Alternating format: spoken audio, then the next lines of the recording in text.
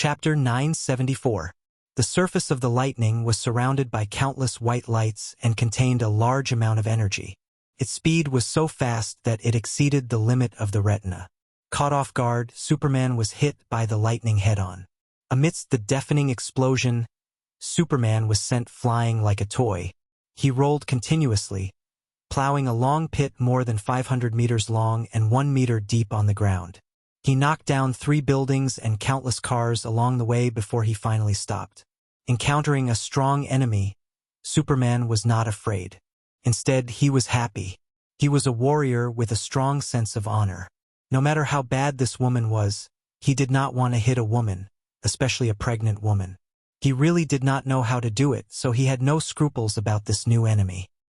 He looked at the man who had just appeared beside Queen Chao. He had short chestnut red hair, a thick beard, and a strong body. He looked like a man with an extraordinary temperament. The man was wearing a black half-body soft armor with a huge lightning symbol on his chest and a long cloak behind him. Magic! Superman moved his body. The huge lightning made his body a little numb, but the huge energy impact also shattered the kryptonite powder on his skin, which was equivalent to indirectly helping him. His combat status did not decrease but instead increased, and he was restored to his best state. Queen Chao's eyes were sharp, and she also noticed this. She could not help but secretly scold him for being an idiot. However, she did not dare to vent her dissatisfaction with the terrifying man beside her. She even had to show her respect. The guy who appeared in front of you is Lex Luthor. He is even more ferocious in real life than in the pictures. Batman informed Superman through the official channel. He had occupied Owl's watchtower and was now desperately downloading all kinds of data. Naturally, there was information on Lex Luthor. Owl had recorded information on many villains on Earth, but only Lex's record was vague. It was marked as the most dangerous, the most deadly, and the most unpredictable. To distinguish him, let's call him Lex. This Lex was originally a member of the Syndicate, but they completely broke off. According to Owl's analysis, Lex has the superpower to absorb other people's superpowers. According to his analysis, this superpower was not born naturally. Lex is very aggressive and manic. It is difficult to predict what he will do. I understand. Superman quickly hung up. On the other side, the Super Queen also told Lex what she knew. Great, after killing them and absorbing their abilities, my evolution will be strengthened again. Lex was full of fighting spirit, looking at Superman as if he was staring at a piece of fat meat. Queen Chao cursed the madman in her heart. However, this madman had immeasurable abilities and was her only hope now. Help me guard the surroundings. After Lex finished speaking, he brought out a burst of black gas, and several bolts of lightning continuously shot out from his palm. Queen Chao was just what she wanted. She stood by the side and watched the battle. Superman dodged the lightning with a few agile turns. Just as he approached Lex, he saw her open her mouth, and a faint sound wave hit Superman's face. Superman, who was caught off guard, hurriedly sealed off his hearing organs, but it was still a step too late. Lex's sonic attack was too sudden, and Superman only felt dizzy for a moment. Countless illusions appeared before his eyes. You are finished, Kryptonian. After absorbing your power, Chao Ba will no longer be a match for me. Lex could ignore the rules and absorb the abilities of the superpowered people who were killed by him. This was the main reason why there were only a few of them left in the Syndicate, although there were many members in the beginning. It was not a problem to kill people behind their backs, but if it happened too many times, no one would be able to stand it. The most serious thing was that he threatened Chao Ba's position. A large amount of corrosive liquid emerged from Lex's palm, and he grabbed Superman's neck. Just as he was about to make contact, a yellow lightning flashed past, and Superman was taken 100 meters away.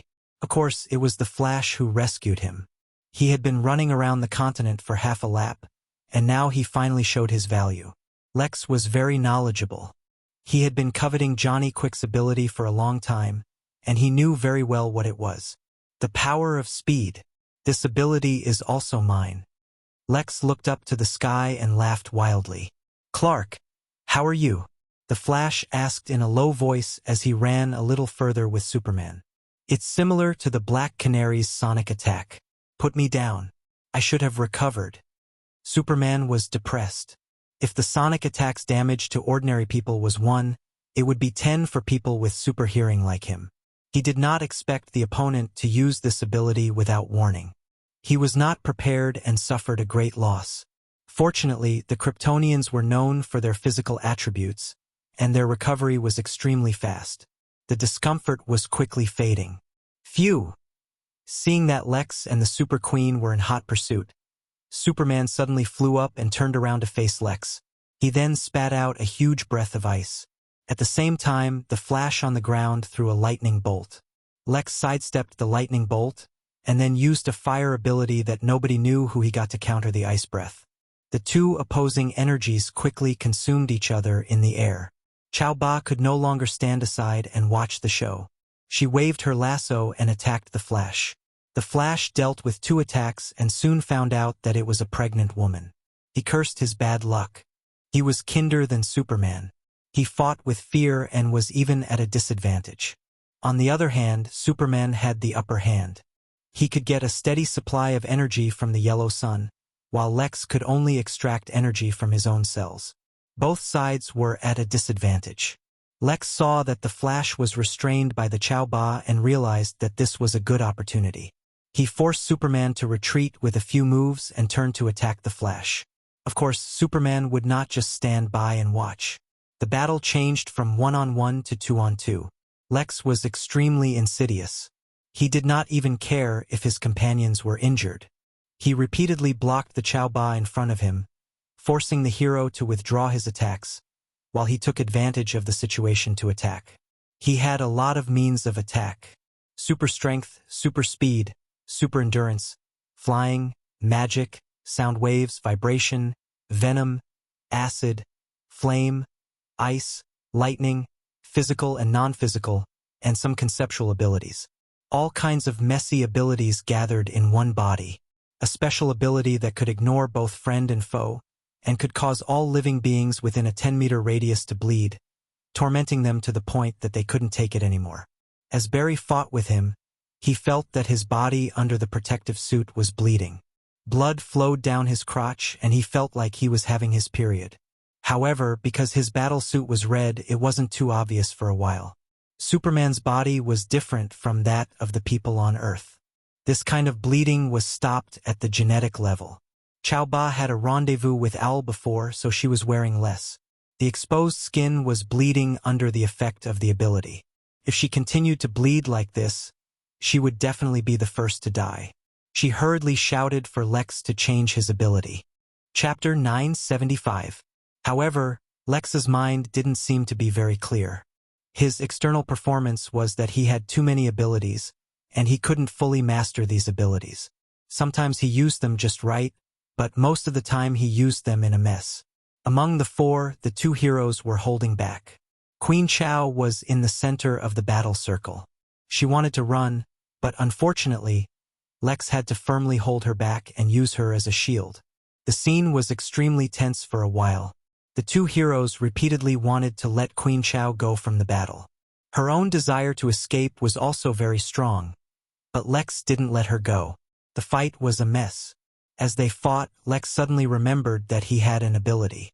His shoulders shook, and a dark green ripple spread in all directions. Within 100 meters, everything seemed to come to a standstill in an instant. Everyone and everything stopped moving. Physical activity on both observable and unobservable planes stopped. At this time, the strength of these people could be seen. Queen Chao slowly turned her body, and her lips opened slightly as if she wanted to say something. Superman still maintained a punching motion, but it was a few hundred beats slower. The Flash was a little stronger than him, but he couldn't run at high speed. At this time, he was like an old man in the park doing his morning exercise, running slowly. As the one who released the ability, Lex wasn't affected at all. His eyes jumped back and forth between Superman and the Flash, as if he was thinking about who to kill first. Inert waves. It's Tortoise Man's ability. The Flash was shocked. Thea had studied Tortoise Man's ability. Later, Green Arrow also used an inert slowing grenade to help deal with Savitar. Savitar was tortured to death. This kind of slowing was extremely overbearing. Unless prepared in advance, it was almost unsolvable. In the midst of the strong deceleration, he barely managed to say a sentence, and then he was ready to pull Superman out of the range of the deceleration. The stronger the ability, the more restrictions it had. The results of Thea's research showed that even Tortoise Man himself could only use it twice a day. After 2 times, the cells couldn't provide more energy. Even so, once the number of times of the strong deceleration exceeded a certain threshold, the body would fall into a state of low speed until it completely stopped. The form of life would stagnate, or in other words, die. The Flash didn't have time to think about the drawbacks of this move. He pulled Superman, and the 2 brothers ran out together. If they were villains, they would definitely run for their lives. Whoever they caught would be unlucky. However, the heroes did not have such thoughts. They ran out together. The truth was similar to what he had estimated. This trick was obtained from Lex killing the 3 Tortoise Men on Earth. He only used it once a day. After using it, he felt uncomfortable all over, and his brain's thinking and reaction would be very slow.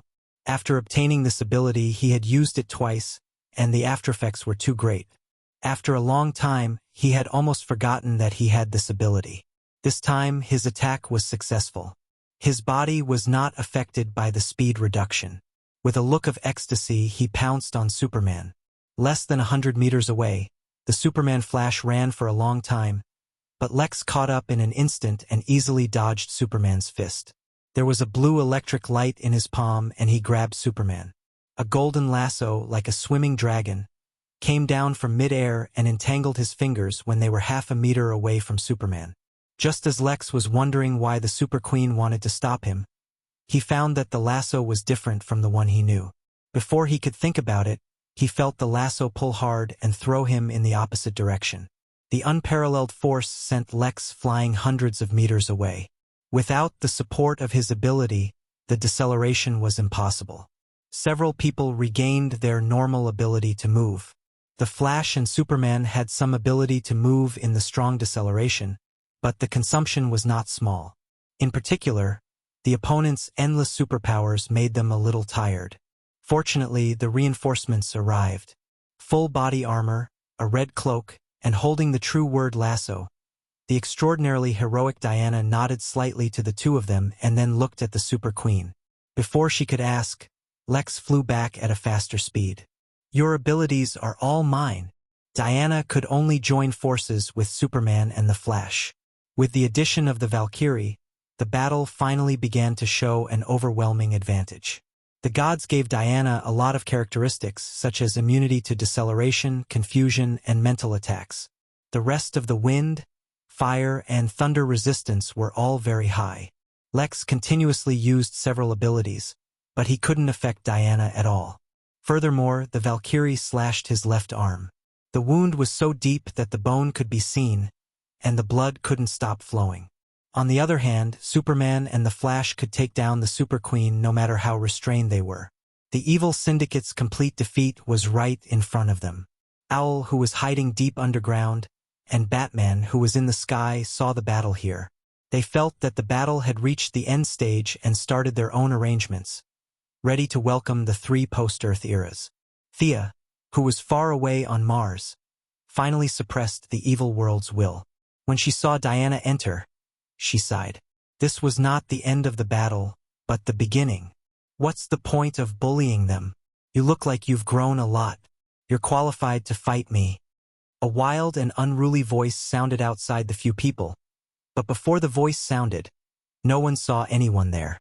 She had short blonde hair and an extremely beautiful face.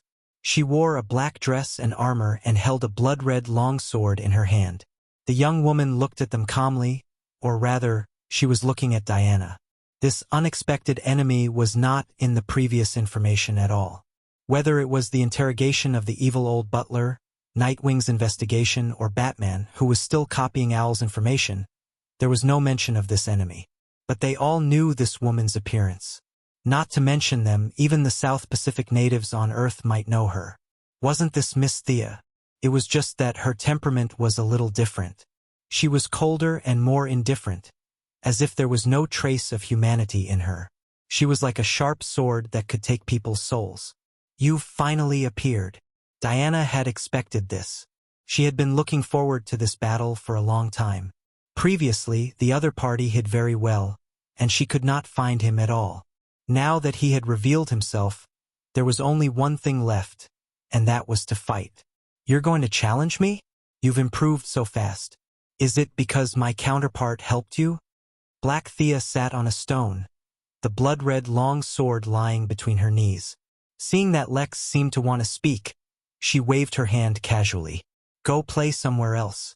This woman is not someone you can deal with." Lex was like a mouse seeing a cat. He bowed hurriedly, then turned around and ran away. Queen Ultra was a little confused and also flew away. "You guys go too. Leave this to me," Diana whispered to Superman and the Flash. "Let me help you." Superman really did not want to fight with the pregnant woman anymore and offered to help. Unfortunately, Diana knew Black Thea's strength and rejected him. Chapter 976. Diana made an expression that said, "There are many stories between us, but I can't tell you in detail. This is my enemy." Superman was full of helplessness. He could only gloomily drag along his friend, the Flash, and continue to chase after Super Queen Lex. In the communication channel, Earth's Luthor already knew about his counterpart. He was very curious and checked their coordinates. He was approaching them. 3 against 2, the odds of winning were very high. "You're no match for me. Aren't you going to call for help?" Black Thea ignored them and looked at Diana playfully. "Although my counterpart plus you are no match for me, at least you can withstand a few moves, right?" Her tone was calm, but her tone was frighteningly arrogant. "That power doesn't belong to you," Diana pointed out. She had heard Thea analyze her opponent many times. At this time, she was not afraid, and there was even a trace of condescension in her tone. "You're the one who doesn't understand the level of power. Our power belongs to ourselves, but who does your power belong to? Is it because once you exceed a certain limit, you'll lose control? Will you still be you then?" "Nonsense, Aunt. I'm going to cut off your head and make that guy suffer for the rest of his life." Black Thea seemed to have been hit where it hurt. She lost her calmness, like a volcano that could erupt at any time. She didn't seem to do anything, but the blood-red sword suddenly crossed the distance between them and slashed at Diana with unparalleled force. Dang! There was a loud bang. Diana quickly took out her shield and blocked the sword. She was a little nervous and hesitant, but she chose to take this move head-on. She had her own pride and her own persistence. Although the enemy's power was overwhelming, as if she could split a planet with a wave of her hand, and the sword contained endless hatred and monstrous evil, Diana gritted her teeth and took it. She pushed her opponent back hundreds of meters. She could fight. If this was the opponent's highest level, Diana didn't think she would lose. The sword and shield collided, and the shockwave pushed to both sides. Fortunately, Superman, the Flash, and the others had deliberately lured the enemy out of the city. In the nearby wilderness, other than flying sand and stones, there were no casualties. Diana placed her shield in her left hand and held her longsword in her right. She assumed the most standard combat posture. She lowered her center of gravity and stared at her opponent without blinking. Time seemed to have turned back to the past, and everything seemed to have returned to the day when she had just left Paradise Island. Back then, she was still young and naive, and she was filled with fantasies about the outside world. Now that she was mature and calm, she had the courage to face all her enemies. "What an imposing manner! You are a worthy opponent." Black Thea was like a graceful and elegant, beautiful girl. She landed on the ground with a backflip and slowly walked forward. Her footsteps were neither fast nor slow. Every step she took seemed to have been measured. As she walked, a mighty force from the heavens and earth blessed her. Heaven and earth, the universe, time, space, all the concepts, both describable and indescribable, seemed to be beginning to fit her. With every step Black Thea took, the degree of compatibility increased. Diana had a feeling that she was going to fight against the entire universe. She was very nervous, very nervous. This kind of pressure was something that Ares and Doomsday could not give her back then. However, there was also excitement. She was a warrior from the beginning to the end, and it had never changed. Magic was not suitable for her after all. Finding her own path in battle was what she had been pursuing all this time. Diana also gathered all her strength. She strengthened herself with the divine power of courage. Sword and shield in hand, she was ready to deal with the enemy's next earth-shattering attack. Her improvement caused Black Thea's lips to curl up. She laughed until she laughed. Her smile was cold and her tone was contemptuous. Laughable persistence, laughable courage. Can you fight against the heavens and this world? I can. The Valkyrie's aura was also at its peak. She firmly believed that justice could defeat evil. Ignorant. Black Thea moved as fast as lightning. She appeared in front of Diana in just a few steps. Her long sword was as light as duckweed, but the sword was as heavy as a mountain. An irresistible force cut through the air and slashed at Diana from the side. Knowing the difference in strength between the two, Diana, as a warrior who had experienced hundreds of battles, did not take the attack head-on this time. She jumped and dodged the slash. Then, she struck back at Black Thea with her sword. Scrap metal. Ignoring the sharpness of the fire god's sword, Black Thea freed one of her hands to grab the edge of the sword. Diana changed her move very quickly. She twisted her waist in the air and swung her left arm horizontally. The heavy shield smashed into Black Thea's face with a bang. Black Thea only took half a step back, but her fingers still managed to grab the fire god's sword. Diana only felt a strong force pulling her fiercely, and what welcomed her was the unstoppable edge of the blood-red sacred sword. She immediately abandoned her sword and stepped on the ridge of the sacred sword with her left foot, pressing down the edge of the sword. At the same time, she took out a lightning spear and used all her strength to stab at Black Thea's face with her right hand. Black Thea's attack missed, and the spear was right in front of her. The power of lightning had a restraining effect on both the heavens and the human body. Black Thea could only continue to retreat and leave the attack range of the lightning spear. Diana took advantage of the situation and kicked the fire god's sword back to her hand. The whole process happened quickly. Black Thea only had strength, but she did not have enough ability to adapt. On the other hand, Diana sublimated the battle to the point of an art. Neither side gained the upper hand, but Black Thea's momentum, which was like a dark cloud pressing down on her, had been somewhat affected. The principle was the same. The first drum was the strength, the second was the weakness, and the third was the exhaustion. A battle was not only a competition of energy, magic, and divine power. The confidence and belief of each other were also an important part of it.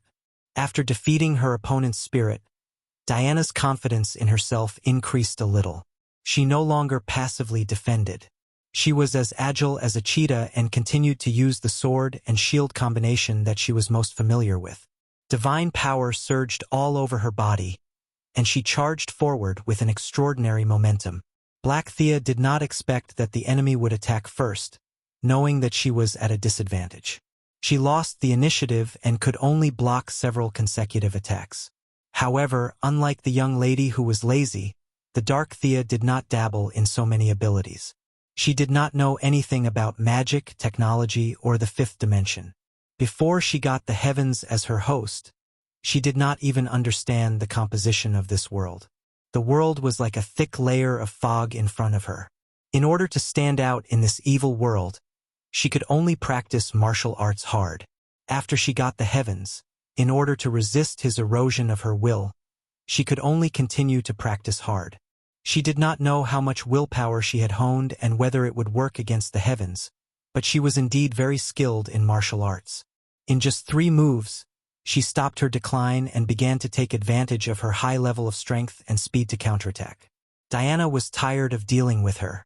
She dodged as much as she could, and when she could not avoid the attacks, she used her shield to block them. Chapter 977. Black Thea's attacks were relentless and almost never stopped. Under the continuous attacks, this round shield, which was forged using the shield of the second-generation Greek god King Kronos and added with precious materials, was already unable to bear the burden. According to Diana's estimation, the shield would reach its limit after receiving at most 3 more attacks. However, she did not flinch. Thea's main body had already forced its way into this world when they first clashed. However, Diana did not say anything about needing help. Thea understood her personality and did not say much. Instead, she stood in the distance and watched silently. Even if the shield was broken, she had to persevere. This was the battle she had chosen. However, she did not mind obtaining some information about her opponent. At this time, while dealing with the enemy's fierce attacks, she asked Thea behind her, "Is this guy stronger than you?" Previously, when they fought across worlds, she could not see the depth of their strength. Now that they were in this universe, it was clear who was stronger. Thea looked down on this blackened counterpart of hers. Everything about her power, realm, and comprehension came from the heavenly eclipse. Perhaps there was some agreement between them, or perhaps there was some tragic and melodramatic story behind it. However, the darkened counterpart could not use all of her strength. She even had to reserve some of her strength to prevent the evil consciousness from taking over her body. However, Thea could see the difference in strength between the two. Black Thea and Tianshi were like a rabbit saving its strength every day to protect itself from the tiger that lived with it. Whether it saved its strength or not was completely useless, because the tiger was always teasing it and never cared about its little strength.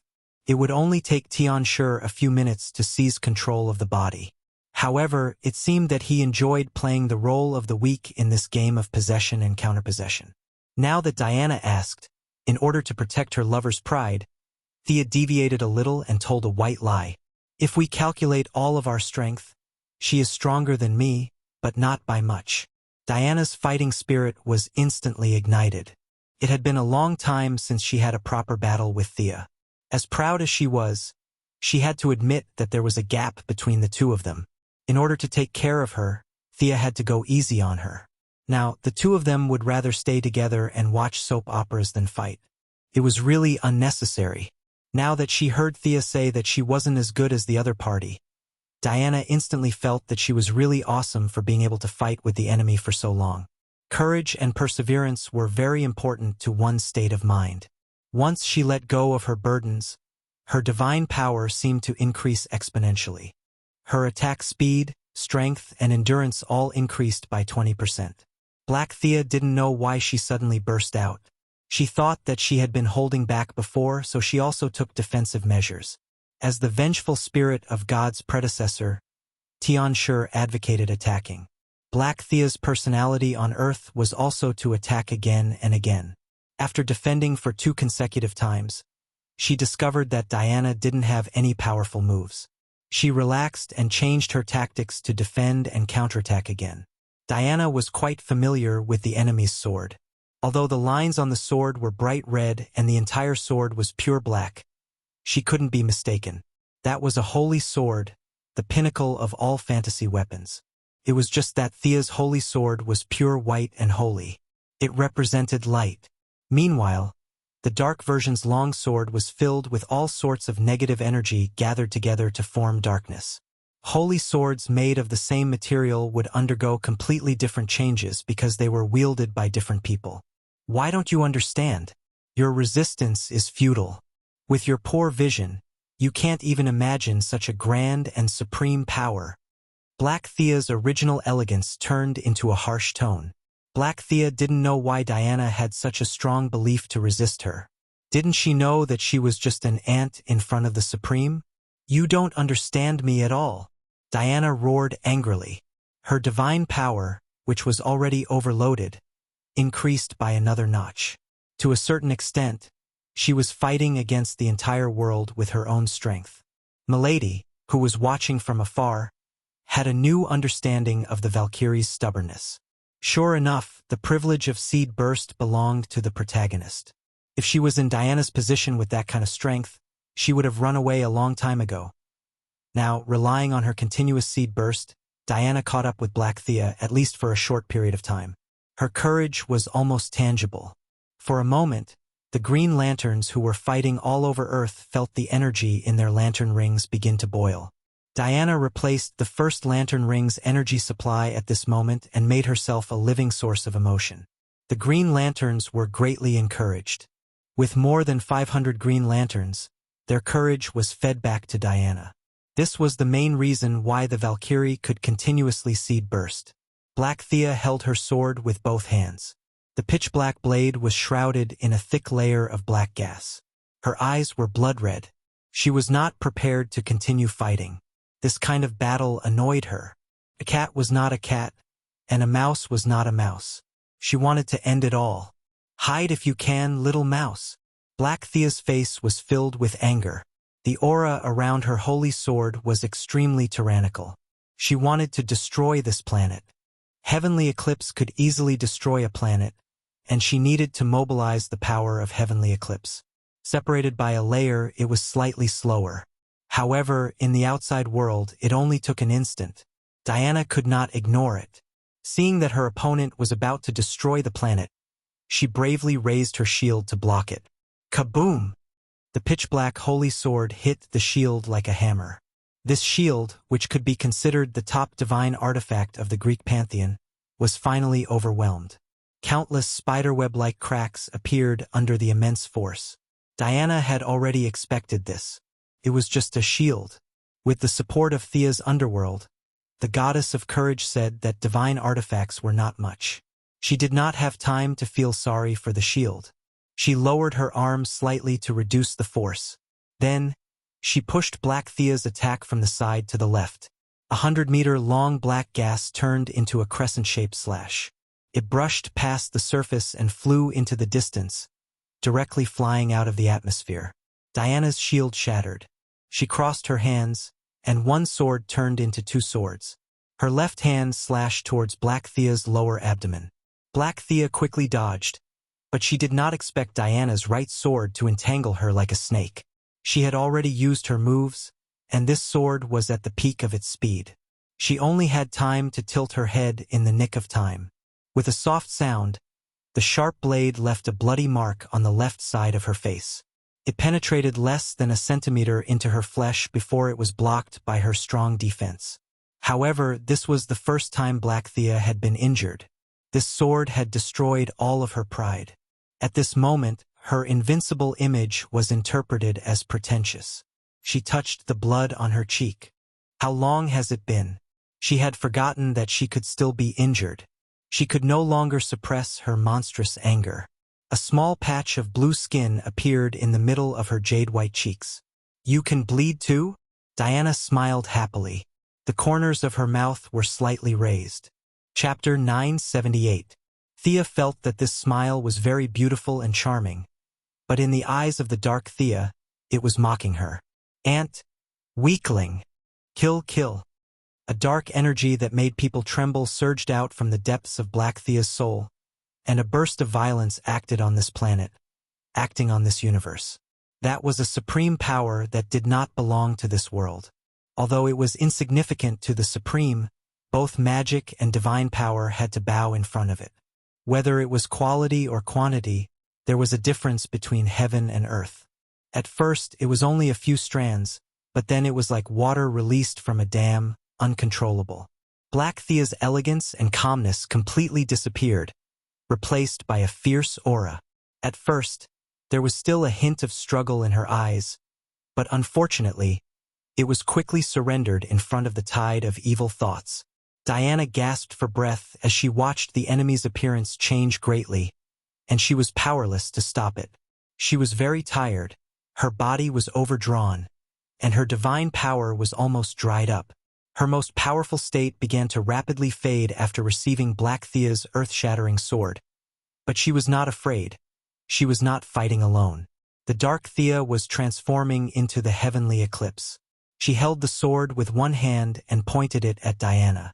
Her body was still the same body, but her soul had changed greatly. The holy sword did not recognize him, but unfortunately, that resistance was very weak in front of the heavenly eclipse. Your life will be taken by me. The main body of the voice was still a female voice, but there was another voice faintly contained in it, another language. The voice was very soft, and if one did not listen carefully, it would be ignored, But once one listened carefully, it was full of bewitching magic, and the more one could not hear it clearly, the more one could not help but listen carefully.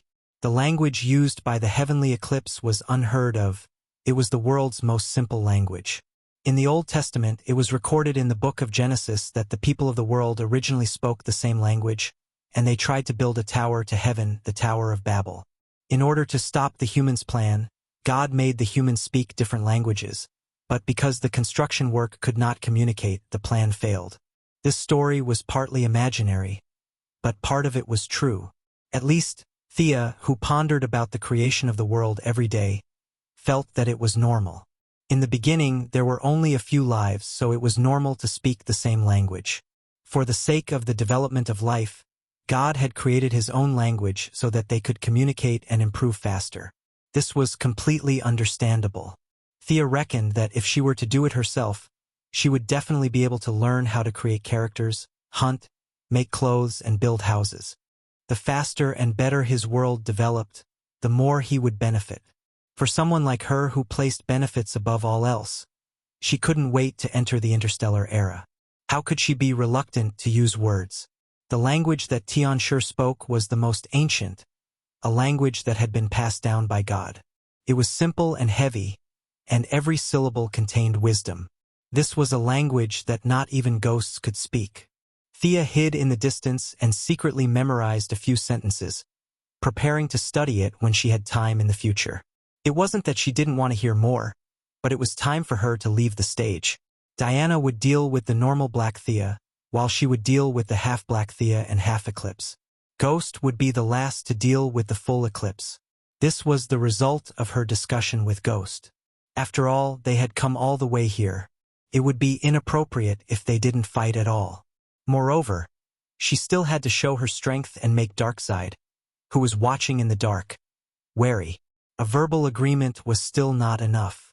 Anti-Supervisor and Tianshi were in cahoots. She guessed that Anti-Supervisor was most likely watching the battle in the antimatter universe. If he joined forces with Tianshi at the critical moment, it would be very troublesome for them to fight 2 against 2. If Darkseid didn't show up, or if he joined forces with the enemy, the situation would be even more dangerous. As someone who was afraid of death, she wouldn't allow herself to be in danger. Therefore, she volunteered to fight the second stage, leaving the third stage for Ghost to deal with. Even if Darkseid betrayed her, Anti-Supervisor and Tianshi. With 3 against 1, Ghost should be able to hold out for a while. During this time, she could take her people and escape. At least, that was her plan. Black Thea's laughter was strange and unpleasant. It sounded like she was crying and laughing at the same time. Seeing that Diana was powerless, as if she had given up resisting, she raised her sword. This sword wasn't inferior to the one that had been prepared to destroy the planet. It was even more casual, as if she was swatting away a fly. It was simple and natural. The sword brought about a turbulent black hurricane that covered the sky and swept toward Diana. Thea walked out of the shadows. Using magic against divine power was a little low. In order to intimidate the enemies in the dark, she used the methods of the fifth-dimensional people to forcefully alter reality. She waved her right hand lightly, and invisible waves came from her palm. The black hurricane suddenly stopped when it was 100 meters away from Diana. In the blink of an eye, the raging hurricane turned into a 10-meter-long fountain. The water was still warm. Thea's ability to alter reality was limited, and the effect was also short. She took advantage of the moment when her opponent was stunned to seize control of the hurricane. This was a little difficult for Diana to understand. The war goddess was still at the stage of pursuing her own abilities and exploring them in depth. Thea was different. She had already uncovered a corner of creation, and it wasn't difficult for her to borrow a part of the universe's power. If Tianshi could borrow it, so could she. In less than half a second, the fountain disappeared, and the black hurricane returned to its original state. However, she had changed the direction of the attack by 180 degrees, and was now crazily sweeping toward Tianshi. Not bad. At this time, Black Thea's consciousness was fading. The dark blue skin had already covered the left side of her face, making her look extremely ugly from afar. Tianshu's vision was far beyond the fifth dimensional. In his eyes, these methods were not bad. The alteration was only temporary. Even if the troublemaker jumped out now, he wouldn't be afraid, let alone Thea. Lucifer, Michael, and the others pursued eternity. They were eternal, and the world was eternal. Spectre and Tianshu, these two gods, did not need to pursue eternity, but they also represented eternity. They could also change the creation of a space, but it was meaningless. Tianshu was disdainful. He didn't know that Thea wasn't putting on a show for him. Darkseid, who was watching in the dark, was shocked. There was no magic, no divine power, and it was completely different from his father, Yojakan, who was so scared that he peed his pants. This was a power that he didn't understand at all. This new power also indirectly confirmed his conjecture that Sia came from a higher plane. While Darkseid watched them fight in frustration, Sia had already mobilized all of her understanding of the fifth dimension. Like a butterfly, she used all kinds of complicated fifth dimension techniques to fight the heavenly eclipse. She wasn't very familiar with altering reality, but with the memories of the fifth dimensional princess, she could use her divine power to simulate most fifth dimensional abilities. She didn't change her armor or the goddess of death's costume. She was dressed very casually, but her methods made Tianshu suffer. Chapter 979. It was not easy to borrow the power of the world. Tianshu had long lost his original body, and now his consciousness was sealed in the heart of darkness. Separated by a layer of stone seal and Black Thea's body, he had to spend more energy to absorb and transform the power of the world. The power of the world was transferred to him through the two layers, and the loss was immeasurable. After spending so much energy, he might be able to destroy the enemy. Unfortunately, although the scene looked lively, Thea was not fighting with him at all. All the consumption came from this universe. The hurricane was changed into a fountain, the earthquake was changed into a bronze statue, and the meteorite was changed into a flying bird. All kinds of messy modifications made a very serious battlefield feel a little funny. This made Batman, who was secretly observing from the moon, speechless. Thea was also helpless. The fifth dimensional people were a group of jokers. Their methods were also comedic. It was strange that they could be serious. Tianshu thought that he was being looked down upon. He was angry, but he really had no good ideas. Without his original body, he was no longer the vengeful spirit of God. His realm was clearly much higher than Thea's, but he was limited by his host and could not unleash his full power. Sometimes he was even forced into a difficult situation. Swoosh! Tianshu paused for a moment, as if he had made a decision. He waved his right hand, and a blood-red spear was thrown at Diana. Thea was too worried to change this reality. Instinctively, she took out her holy sword, quickly caught up with the blood-red spear, and cut it in half. Why bother? She is about to completely erode you, and you are still wasting your power to attack. This attack was Black Thea's power. She could not be wrong. I don't accept this, I don't accept this. I don't accept this. Black Thea shouted, as if to make her let go of the knot in her heart. Tianshu's body shrank a little, and now it was Black Thea's voice. What's the difference between you and me? Aren't you me? Why do I have to suffer all this? But you can get everything, tell me. Black Thea had a pained expression, and there was a trace of helplessness in her eyes that reached deep into her soul. She had wandered through several parallel universes, absorbing the soul force of the other Thea in order to resist the heavenly erosion. She had tried her best and resisted, but the outcome seemed to have been decided long ago. She was about to completely lose control of her body. Once she lost it, no one knew if she could wake up again. However, based on her understanding of the heavenly eclipse, the chances of her returning to her body were so small that it was negligible. Family, love, friends, and strength. I yearned for these too. Why aren't they mine? Tell me. There seemed to be some tears in her eyes. Unfortunately, just as the tears flowed out, they were evaporated by the high-temperature energy on the surface of her body. Diana seemed to want to say something, but Thea waved her hand to stop her. She sneered and said, "If you think you've been wronged, who will the people who died in your hands complain to? Earth 2's Thea Quinn was just a rebellious girl.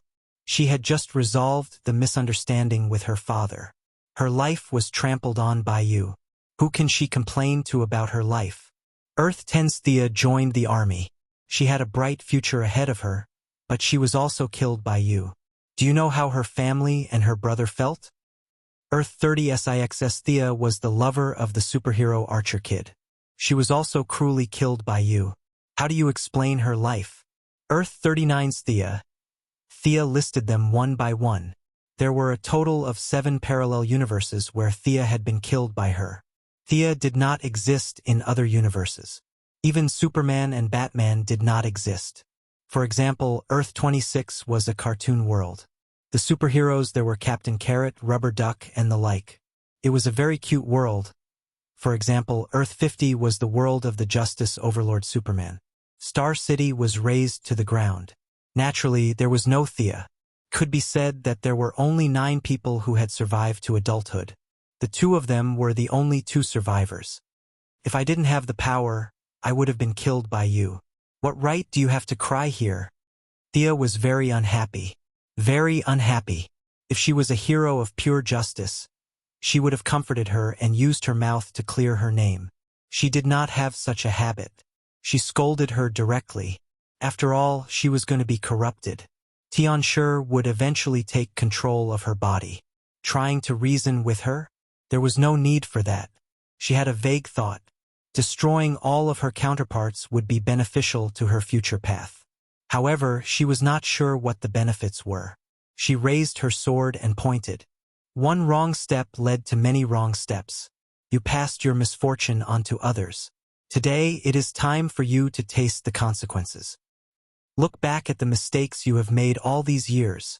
Thea pulled out Tianshi's timeline. Originally, she could not do it. However, Tianshi seemed to know what she wanted to do.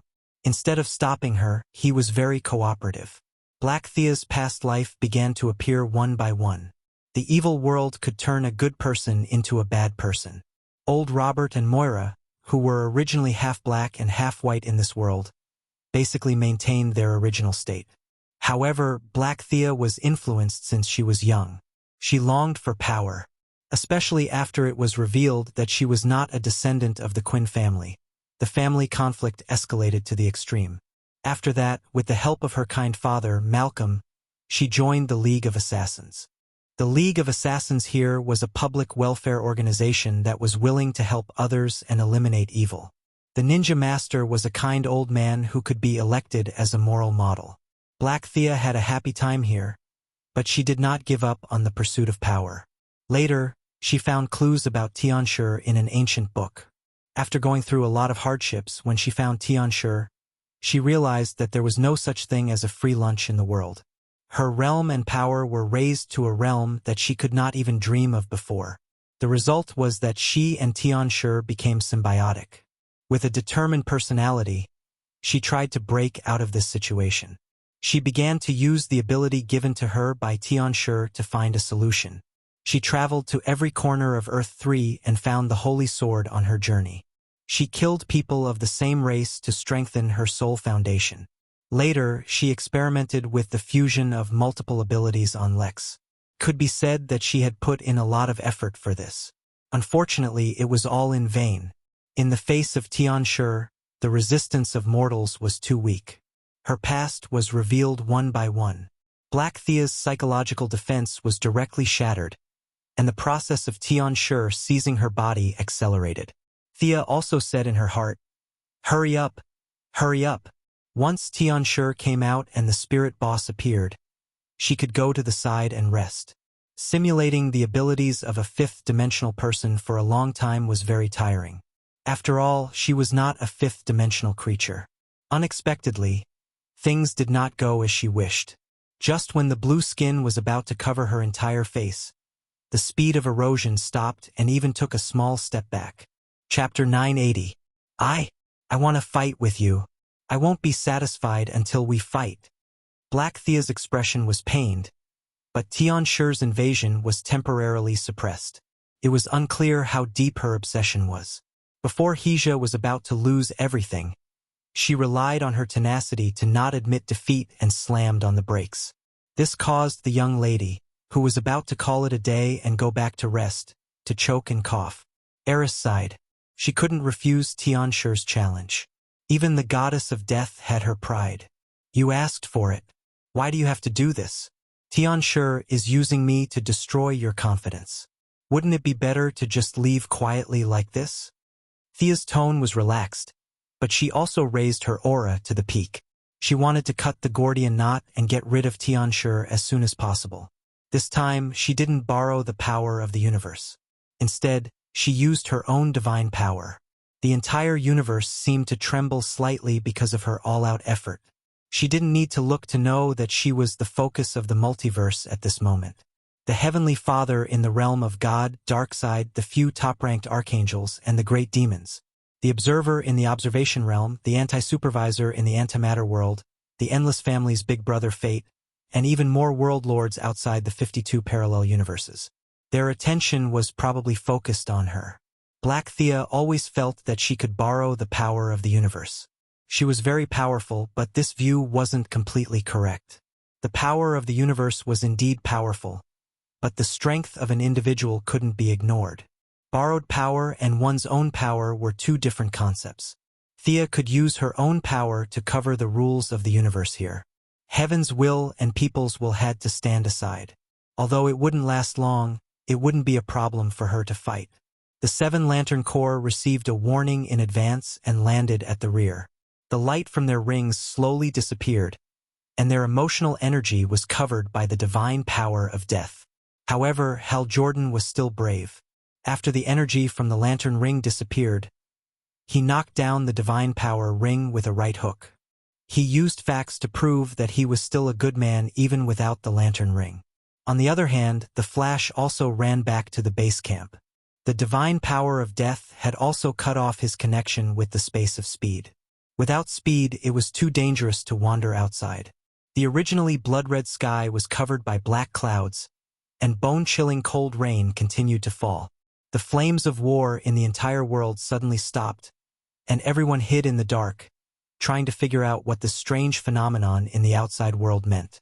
Only Superman was still active on the surface of the planet.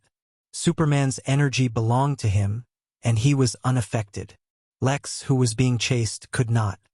His various abilities were the result of Black Thea's experiments, which involved 7 or 8 outer spaces. Thea covered the entire parallel universe and cut off all connections to the outside world. The balance of his abilities was broken, and he began to vomit blood. For some reason, the Super Queen was flying with Lex instead. Her own speed was much slower, and it was only a matter of time before the Super Queen caught up. Thea's blonde hair turned black, and her gaze was very serious. She wore the Goddess of Death's costume again, and held the night sky sword in her hand. This image made the Wasteland Wolf, who was watching the live broadcast on Planet Apocalypse, tremble. Black Thea looked at the sky. The ceiling enchantment set up by the anti-surveillance had been completely broken. The sky was filled with black fog, and the freezing rain made the temperature on the ground plummet. It was cold and dead. Everything seemed to be saying that this was the world of the dead. Is this all your strength? I think it's nothing special. Black Thea said insincerely, and the contempt in her tone was undisguised. You use too much strength. This is not necessary at all. It's pointless to vent your strength. It only proves that you are shallow. She pointed at the sky and the freezing rain, and commented without holding back. Thea sneered. Did you see this yourself? Or did Tianshu see it? You are very dignified to use other people's perspective to judge me. Can you tell me how I did all this? You don't know anything. You are the one who knows nothing about power. Are you sure this is righteous? You are no different from me. You also joined the darkness to gain power. Black Thea said angrily as she pointed around. Thea rolled her eyes.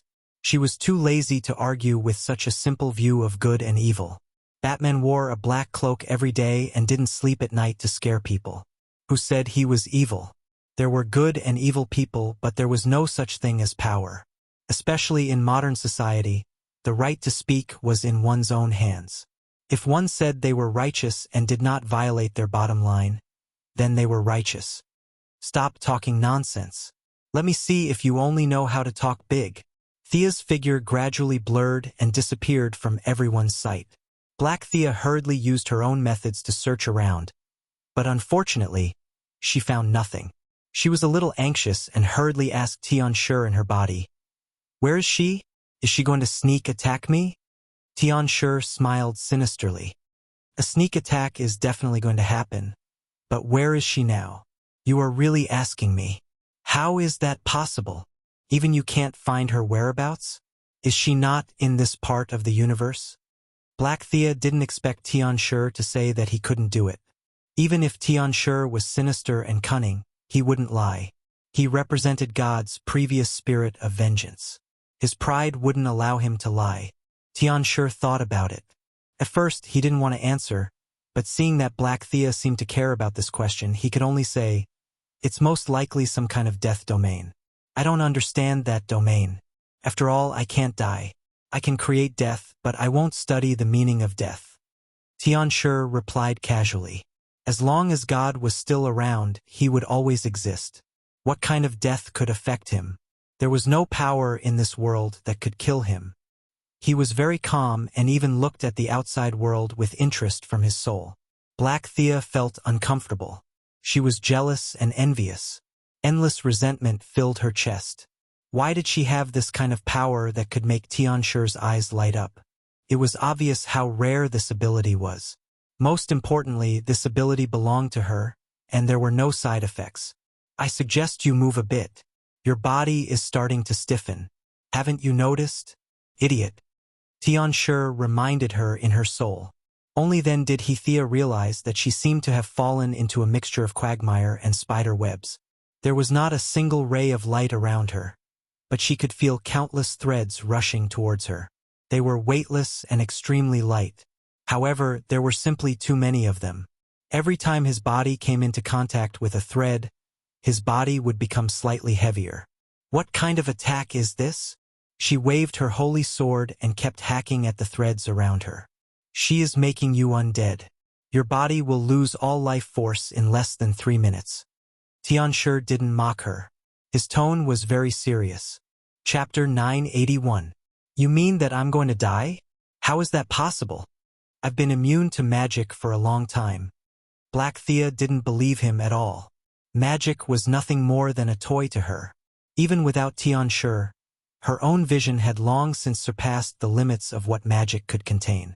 Otherwise, she wouldn't have created a freak like Lex who could shout praises, use magic, and even absorb abilities.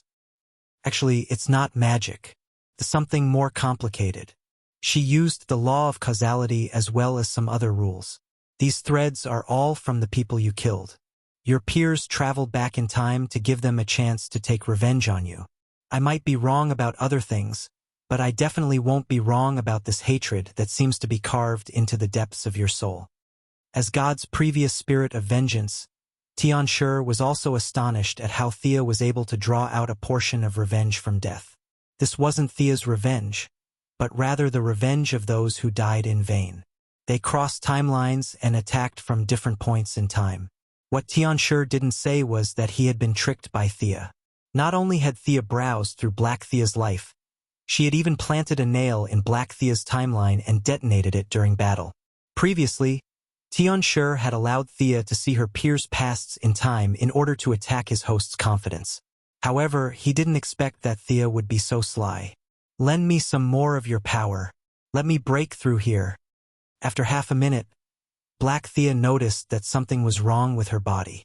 Her vitality was rapidly decreasing. She would probably lose the ability to move in less than 3 minutes. She clearly wasn't dead, but her body was stiff, and her soul was trapped alive in her body. She felt that this ending wasn't much better than Tianshi taking over her body. Tianshi was also rather troubled. An unseen enemy was indeed difficult to deal with. Karma Entanglement also had many sure-hit attacks. What would happen to him if his host became a dead person? He hadn't considered this question at all. Would he live or die then? As for leaving Black Thea and finding a new host, Tianshi only considered it for a moment before putting it aside. He still had some time before reaching that stage. With Tianshi's power replenishing her, Black Thea finally recovered more than half of her combat strength. She furiously attacked all around her. Scram! Wantonly scattering energy, gaps were opened in the domain of death. Rays of light from the outside world shone into this area through the gaps. His line of sight was densely packed with figures, and one of them was particularly eye-catching. He was wearing a light gray uniform with a windbreaker and high riding boots. He was holding two thin swords in his hands. Black Thea recognized her at a glance. She was Earth's 10th ranked, Thea Quinn. Her entire family were high-ranking officials in the SS. Black Thea had killed her in front of tens of thousands of soldiers and left. Her martial arts were good, and she had some technological equipment. She could be considered an elite on the level of ordinary people, but in front of the power of the eclipse, she was no different from an ant. At that time, Black Thea was arrogant and crazy. She didn't care about the consequences at all. She killed people and extracted their souls. In the end, she left. The other party was just a symbol in her eyes, a puppet. Earth's 10th Thea spoke softly without making a sound. However, countless ghosts around her responded to her silently. However, Black Thea heard it very clearly. Her opponent wanted to have a fair fight with her. She wanted to sneer. What fair? Was there any fairness in this day and age? She was still sneering when she found herself in the wilderness. The surroundings were very quiet. Only Earth's 10th Thea was standing in front of her with a thin sword in her hand. The strength that she was so proud of had completely disappeared. All that was left was the martial arts she had learned and the experience she had gained from killing a mountain of corpses and a sea of blood. Eclipse, where are you? She called out several times, but there was no response at all. Had she gotten rid of that guy? It didn't seem like it. She had experienced Eclipse's stubbornness for many years. She didn't have time to think about it. Dual Swords Thea had already rushed forward with a roar. She was very uncomfortable without her extraordinary power. She was completely tenacious. She quickly put away her discomfort and waved her sacred sword to fight with the enemy. After fighting for a full 10 minutes, she finally stabbed the sacred sword into the enemy's chest. Looking at the enemy turn into ashes, she sighed. To be fair, the other party's martial arts were indeed not weak. She was able to crush him at that time only because she had the Eclipse as her host and the other party didn't. When the battle ended, her vision turned black again.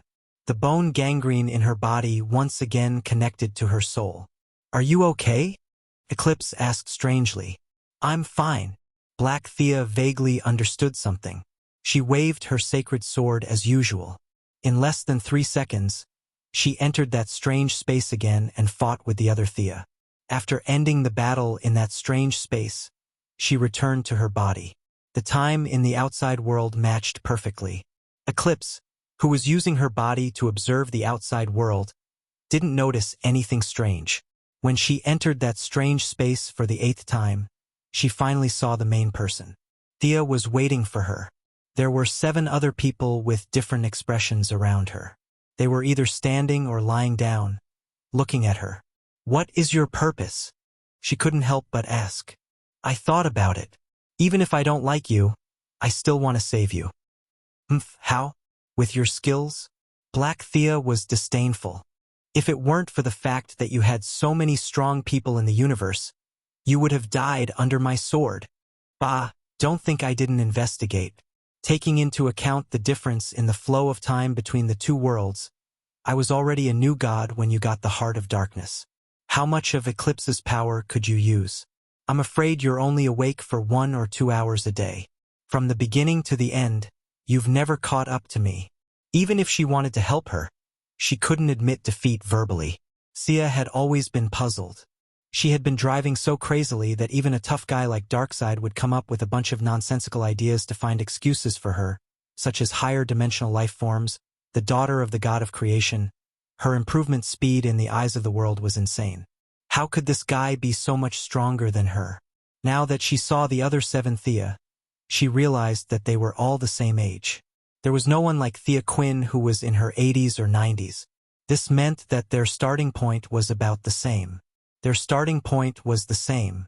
She was so overpowered. How could she be surpassed? How was that possible? The truth was that Black Thea had always been inferior to her. She looked strong and powerful, but that was all because of Eclipse's power. She herself was only a small leader of the Assassin Alliance. Black Thea bit her lip and didn't say anything. Some things would only embarrass herself if she denied it. She instinctively felt that Thea had something else to say. As expected, Thea's next sentence shocked her. "This is a world I created. It's a little small now, but we can talk." With Eclipse as her grandpa, Black Thea had great vision, even though he was an evil grandpa preparing to take over her body. Chapter 982. She looked around.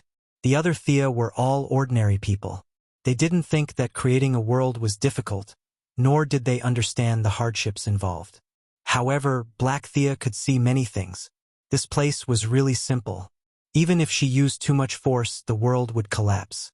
That was why she could only guide a small portion of her spiritual power into it, not her body. The world was too small. Tianshi didn't notice such a dust-like thing. Tianshi will be sealed eventually. But now that you're entangled with each other, you'll go in with him when he's sealed, Thea said. She didn't gather so many of her peers just to have a tea party. "Oh, what do you think, goddess of death?" Black Thea still didn't like talking to her. She was jealous, but more so because of her pride. She didn't want to accept Thea's help, but she also didn't want to give up hope. As if she saw through her thoughts, Thea went straight to the point. "I can't save your life. Or to put it another way, from the moment you accepted Tianshi as your host, your life form has changed. This process, at least in my opinion, is irreversible." Seeing her angry expression, Thea interrupted her. "Don't interrupt. Let me continue. We don't have much time. Give up those unrealistic thoughts. You're already dead. You've been dead for a long time. What I can do for you is to cut open your soul. Tianshi wants your body, so give it to him. Only then can you be free of him." The atmosphere fell silent. Black Thea bit her lips, unable to make up her mind. "So this is the end of my journey? It's a pity that all my hard work," Hija muttered to herself. The others ignored her. She was a bit pretentious. The 7 people she killed didn't even say anything. What was there to complain about? "Where will I go in the end?" Thea was the most qualified to speak. She shrugged. "It's up to you. If you want to go to heaven, I can introduce you. If you want to go to hell, you can go to be reborn. If you don't want to go anywhere, you can stay in my underworld or my small world." "Humph. Then I'll reincarnate." Black Thea didn't even consider staying in the underworld or the small world. As expected, she chose to reincarnate and start a new life. In fact, Thea didn't want her to keep wandering around in front of her, partly because the two of them were born incompatible. It was more of a psychological discomfort. Modern psychological research had shown that people's first impression of individuals who were very similar to themselves was basically a hostile attitude. No one wanted to see someone who looked exactly like them. "What are you going to do?" Black Thea made up her mind and regained her composure. "Actually, our souls are basically the same. The only difference is the frequency of the universe's vibrations. However, Tianshi's and your soul's density is very high. We will need their help. After all, they still have a part of their souls in your body. If we gather the power of the 9 of us, we will be able to pull a large part of you out. After that, all we need to do is to sever the connection." She pointed at her counterparts and said. Thea's method was simple and crude. It was obvious that she did not spend much effort on it. Black Thea had no choice. If she could get rid of Tianshi, it would be a victory. If her soul's origin was damaged, then so be it. She immediately nodded and agreed. Her vision blurred and she returned to the real world. This time, in order to coordinate the cooperation of several souls, it took a little longer. Tianshi finally noticed something strange. However, he didn't expect Black Thea to be so decisive. He asked curiously, "Why are your spiritual fluctuations so powerful?" Because of this, Thea suddenly appeared behind him. She gathered a large amount of death energy on the night sky sword in her hand, as if she wanted to kill him with one strike.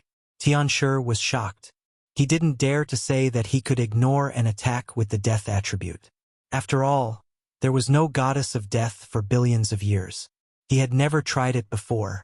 He didn't know if he could take it, and he didn't know if Thea could kill him. Tianshi saw that the situation was critical. Black Thea was a little dazed.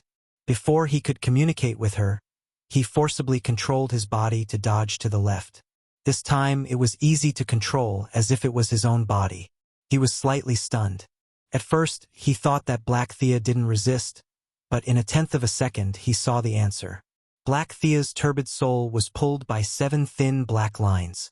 More than half of her soul had escaped. Don't think about running. Without the host's original soul, it would be countless times harder for him to control the body. Otherwise, there would be corpses everywhere. Why would he need to find a host? Tianshi didn't hesitate. He stretched out a giant hand to grab her. Thea, who had been watching coldly, saw the opportunity. She mobilized a large amount of death energy in her domain to attack Tianshi, trying to buy time. Unfortunately, mortals were less than ants in front of vengeful spirits. They couldn't stop him at all. Thea could only fight personally. If he dared to stretch out his hand, she would just chop him off. The night sky sword drew an arc and slashed down fiercely. It didn't hurt Black Thea's body. It was like a shadow that rippled through her body, cutting Tianshi's left hand at the soul level. In a fight at full strength, the young miss was still no match for him. However, one side was already prepared to go all out. On the other side, Tianshi was separated by the Heart of Darkness seal and Black Thea's body. He wasn't prepared and acted hastily. It would be strange if he could stop her. The strike was both good news and bad news for Tianshi. The good news was that Thea's death energy couldn't kill him. Her realm wasn't high enough. The bad news was that he was stopped. More than half of Black Thea's soul had escaped. The most important part, the core, had escaped. Tianshi was furious. He tried to grab her again. Knowing the difference between them, Thea didn't fight him head-on. She flipped her sword and directly cut off the soul connection between them. Or rather, she took the initiative to cut off a small part of Black Thea's soul. Ah! Ah! The two shouted at the same time. Thea didn't care about anything else. She grabbed Black Thea's soul and ran. The other side was about to become complete. If she didn't run now, when would she? Tianshi wanted to chase after her, but he also wanted to take control of the body. Although most of the host's soul had escaped, there was still a small part left. This small part was enough for him to take over the body. He quickly made up his mind. He would take over the body first and think about other things later. The body had been corroded for many years. Now that the resistance was gone, it was only natural to take it over. Thea flew out for 2 seconds. She felt a large hole in her death domain. After that, she lasted for less than a second before completely shattering into pieces. The black clouds and freezing rain all disappeared. The light of the sun returned to the world, and with it came a huge amount of evil energy. You're quite fast. In 3 seconds, she had opened up a distance of several thousand meters. She returned to Diana's side. Her fingers drew 2 mysterious runes. Black Thea's soul and her sacred sword were thrown into the underworld. There was no special treatment or punishment. In fact, with the sacred sword accompanying her growth, her starting point in the next life would naturally be higher than many people. Chapter 983. How are you? Are you hurt? The Valkyrie was concerned about her lover. She had also seen Black Thea's soul and knew that she had been sent away. That meant that they only had one enemy left. I'm fine, Thea replied casually. The most dangerous moment had passed. She had sensed that the specter had entered this universe. The young miss had completed her mission. In other words, she had saved a lost soul. The following battle had little to do with her. The specter was 5 meters tall. With a tattered green robe and a green hood draped over his body, he finally appeared on the battlefield. Opposite him was his old rival, Tianshi. The two had been fighting for thousands of years. The specter was able to display his full strength, but Tianshi was still separated by a layer of the heart of darkness. In this semi-sealed state, he had not won for so many years. This battle with a predetermined outcome was more like an entertainment show for the two. After 100 years, they would show their faces and fight. Tianshi was sealed in the heart of darkness. In fact, the specter was also sealed in this great world. If Black Thea knew that the great evil demon she had fought for so many years would come out every 100 years to find an unlucky person, and that this kind of struggle with the host had been repeated countless times, who knew how she would feel? As if he had sensed the arrival of his old rival, Tianshi slowly walked out of the thick fog. He was still using Black Thea's body, but his appearance had changed greatly. His eyebrows were elongated, and his thin eyelids revealed a layer of black gas. His ears were as pointed as those of the elves. Tianshi looked very small in front of the specter, who was 5 meters tall, but the layers of evil energy around his body seemed to have solidified. The two bosses met again after 100 years. This was not the first or last time. It was just another confrontation in the long road. They were very calm. They faced each other and did not rush to make the first move. The young miss was ready to watch the show. She pulled Diana back. Diana was almost exhausted before, and now she had recovered a little, but she was still very tired. She needed to go back and recuperate for a while. Although she had lost a lot of her godly power, she had gained a lot. The Valkyrie's confidence had recovered. The one who had been attacking her was none other than the crazy Miss Thea. Now that she realized that her combat strength wasn't weak, she was in high spirits. That was a confidence that came from the depths of her heart. Dazzling Thea. Why are you looking at me? Hey, who do you think will win? Noticing that Thea had been staring at her curiously, Diana nudged her gently with her elbow and asked casually. Even if she didn't ask, she knew the answer, but she still wanted to know if her judgment was right. It's definitely Spectre. Sky Eclipse has been sealed and we've dealt him a few blows. He can't even use half of his strength. They were whispering and staying away from the battlefield. The other battle information was finally gathered. The Ultra Queen was captured, and Lex described it according to Superman's words. No one knew why this guy suddenly exploded and died. Thea didn't say anything. She knew very well that it was because Black Thea had died. As an experimental subject, Lex had no way to control the messy abilities in his body. He could only explode into pieces, and there was no other way. Johnny Quick was also dead. This guy was very unlucky. He was captured by the rogue gang like a commodity. The secretary transferred the money to Captain Lung Han. After the few of them finished the transaction, Thea cast her death domain outside. It covered the entire world, and all the connections to the other dimensions were cut off. Of course, this included the Seraphic Speed domain. Without the help of the Seraphic Speed to speed up the cell repair, Johnny Quick's broken leg was like a fountain, spurting out blood. Captain Lung Han wanted to save him, but without the Seraphic Speed domain, he would probably die faster if he was hit by a frost gun. They were not prepared at all, and in less than half a minute, he was dead. Sea Conqueror ran very fast and slipped into the sea. Considering the vastness of the sea, even the Sea King did not chase after him. It was worth mentioning that Earth's third Hal Jordan's divine power ring. This ring was first forced offline by Thea, and then returned after being inspired by Diana's courage. It had mutated into an authentic Green Lantern ring. It found the government office worker who was stationed on Earth with the follow-up troops, Jessica Cruz.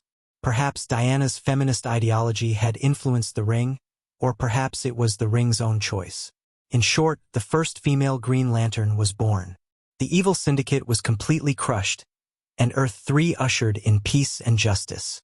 The government army was frantically searching for all resources, information, and technological products. Even the exploding Superman and the Flash could not raise too many objections. They could only appeal to not take the people's daily necessities. As for the technological information being taken away by their own government, they felt that it was understandable. After all, they were the superheroes of Earth-1. The rogue gang was quickly hired by the government as the vanguard to help clean up the gangs entrenched in the streets and alleys. The Suicide Squad was also like fish in water. They were all bad guys, and they understood the thinking of the villains on Earth-3. The Black Palace government was directly attacked by them. The battle between Spectre and Tianshi had already begun. They attacked with all kinds of energy. Tianshi was good at manipulating people's minds. His body was sealed, and he relied more on the laws of the universe to fight. If one were to forcibly classify him, he could be considered a magic type. Spectre, on the other hand, advocated fighting head-on, so he could barely be considered a warrior. Tianshi also grew his body to 5 meters tall. Thea looked more and more like a demon. He had pointed ears, fangs, claws, and purple muscles all over his body. She did not know if it was originally like this, or if it was deliberately set up by God when he was building a smurf. Spectre roared again and again. He was good at using his physical strength to suppress his opponent with energy. Tianshi, on the other hand, could only play to his strengths and avoid his weaknesses. All kinds of energy attacks were at his fingertips. Blue light beams constantly hit Spectre's body, and Spectre also returned the attacks. The two powerhouses went all out from the beginning of the battle. They fought until the sky fell and the earth cracked. The aftermath of their attacks penetrated hundreds of meters underground. This battlefield would probably become a place of chaotic energy for hundreds or thousands of years to come. Thea and Diana had no choice but to go to Earth 3's watchtower. At this time, Batman was still crazily downloading information about Batman. This little Thomas Wayne had disappeared into the crowd. Facial simulation, satellite positioning, and all kinds of methods could not find him. At least, Batman said that he could not find him. Thea felt that the credibility of this sentence was questionable. There was also the death storm that turned into a ball of light in front of everyone's eyes. No one could be sure if he had directly exploded or flew away. The young mistress acted as if nothing had happened and insisted that she did not see him. The Sea King also used the word "did not see" about the Sea Conqueror. The people of the Righteous Alliance could only do their best to search. As for whether they could find these missing people, it was really hard to say. Chapter 984. The antimatter universe on the other side of the multiverse was the end of all matter. This was the universe under the control of the Anti-Watcher, the end of all positive matter. There was no way to verify who created this universe. Its existence was older than the oldest records. There were intelligent beings here, and they regarded the Anti-Watcher as the only god of their world. They worshipped him day after day, offering everything they had, just so that he could leave this universe with a chance of survival. Today, in the eyes of countless worshippers, a loud rumble rang out, and an unfamiliar visitor flew out of the Orange Passage. He tore through space and entered the antimatter universe without any obstruction. The visitor sat on the Mobius chair, his gaze wise and full of sympathy. It was Thea's old colleague, the god of knowledge, Mitron. He flew to a giant golden tower filled with technology, his expression grim, looking at the Anti-Watcher who was observing the material world through the tower, and fell silent, as if he was preparing his words. "Hello, Mobius," he greeted the Anti-Watcher. The Anti-Watcher had barely escaped from his near-death state, and his tall body was covered in a thick layer of armor. The armor was forged in the core of the antimatter universe, but the armor did not provide him with much protection, and instead exposed his weakness. "I remember I warned you, Mitron, not to call me that, not to mention that name in front of me." The Anti-Watcher's voice was very hoarse. "Do you want me to call you the Anti-Watcher?" Mitron was not afraid, sitting on the chair as he asked calmly. "I hope you don't disturb me." The Anti-Watcher's left hand lit up with a fierce light, and a beam of energy wrapped in a destructive aura shot towards Mitron. The violent energy hit the Mobius chair, the chair that the Anti-Watcher had created to seek knowledge when he was still a mortal called Mobius. The energy was turbulent and violent, but Mitron could still see the thick weakness in it, and he waved his hand to brush away the dust. "You should know that as long as I'm sitting on this chair, your antimatter cannot hurt me." The Anti-Watcher was wearing a mask, and his expression could not be seen. He only said dully, "I know. I've been sitting on that chair countless times longer than you." "Yes, that's right. You abandoned the chair and wanted to destroy the universe. Let's not talk about the chair today. I'm here to advise you. Reality is already extremely fragile. can't withstand your destruction. Stop for now. Don't enter the real world. Mitran was trying to persuade Kiran, which was not exactly a brilliant job. The anti-watcher sneered contemptuously. Even if you're sitting on this chair, you're still ignorant. After billions of years, you haven't made any progress. You don't even realize the laws of the universe. Anyone would get angry if they were called bullshit. Mitran was a little upset. He had good intentions. How dare you say that to him? His voice rose 2 octaves. Don't enter the real world. There is a trap set by the goddess of death for you. Can't you see? If you stop now, we can work together. I'm willing to help you find out what's behind all this. I'll use all my power to change your past and return everything to how it was in the beginning. Please believe me. Mitran sounded a little agitated at the end, but he really wanted to help.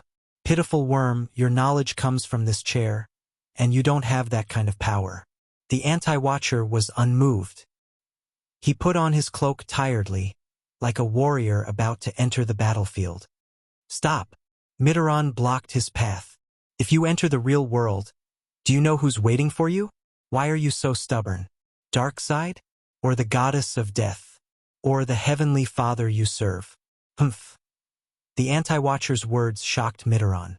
For the first time, he felt a little worried about this conversation. He realized that the conversation was out of his control. He had oversimplified the problem.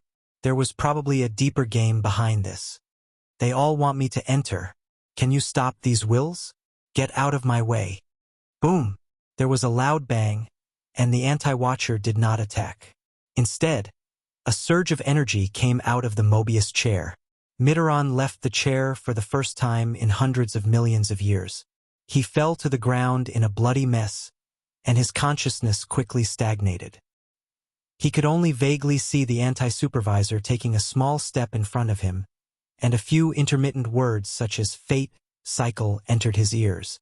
After that, the anti-supervisor no longer looked at him, this poor guy, and led the army to the material world without stopping. This was a barren planet in Earth's 3 evil universes. Thea could not affect the battle between the Spectre and Tianxi, but she could choose the location of the battle between the Anti-Watcher and Darkseid. After the Spectre entered the battle, she left a passage in the universe. As long as she entered this universe, she would definitely appear on this planet. Both sides' battlefields were already set up, and all that was left was for the 2 contestants to enter. Darkseid coveted the anti-life equation. The Anti-Watcher's goal was purer. He wanted to be reborn, to escape his fate of destroying the universe. Fate had a strong hold on him, and he needed to break through the boundaries of reality. To do so, he needed to kill a new god, a god who could touch the origin of all things. Darkseid, who had the Omega effect, was his only target.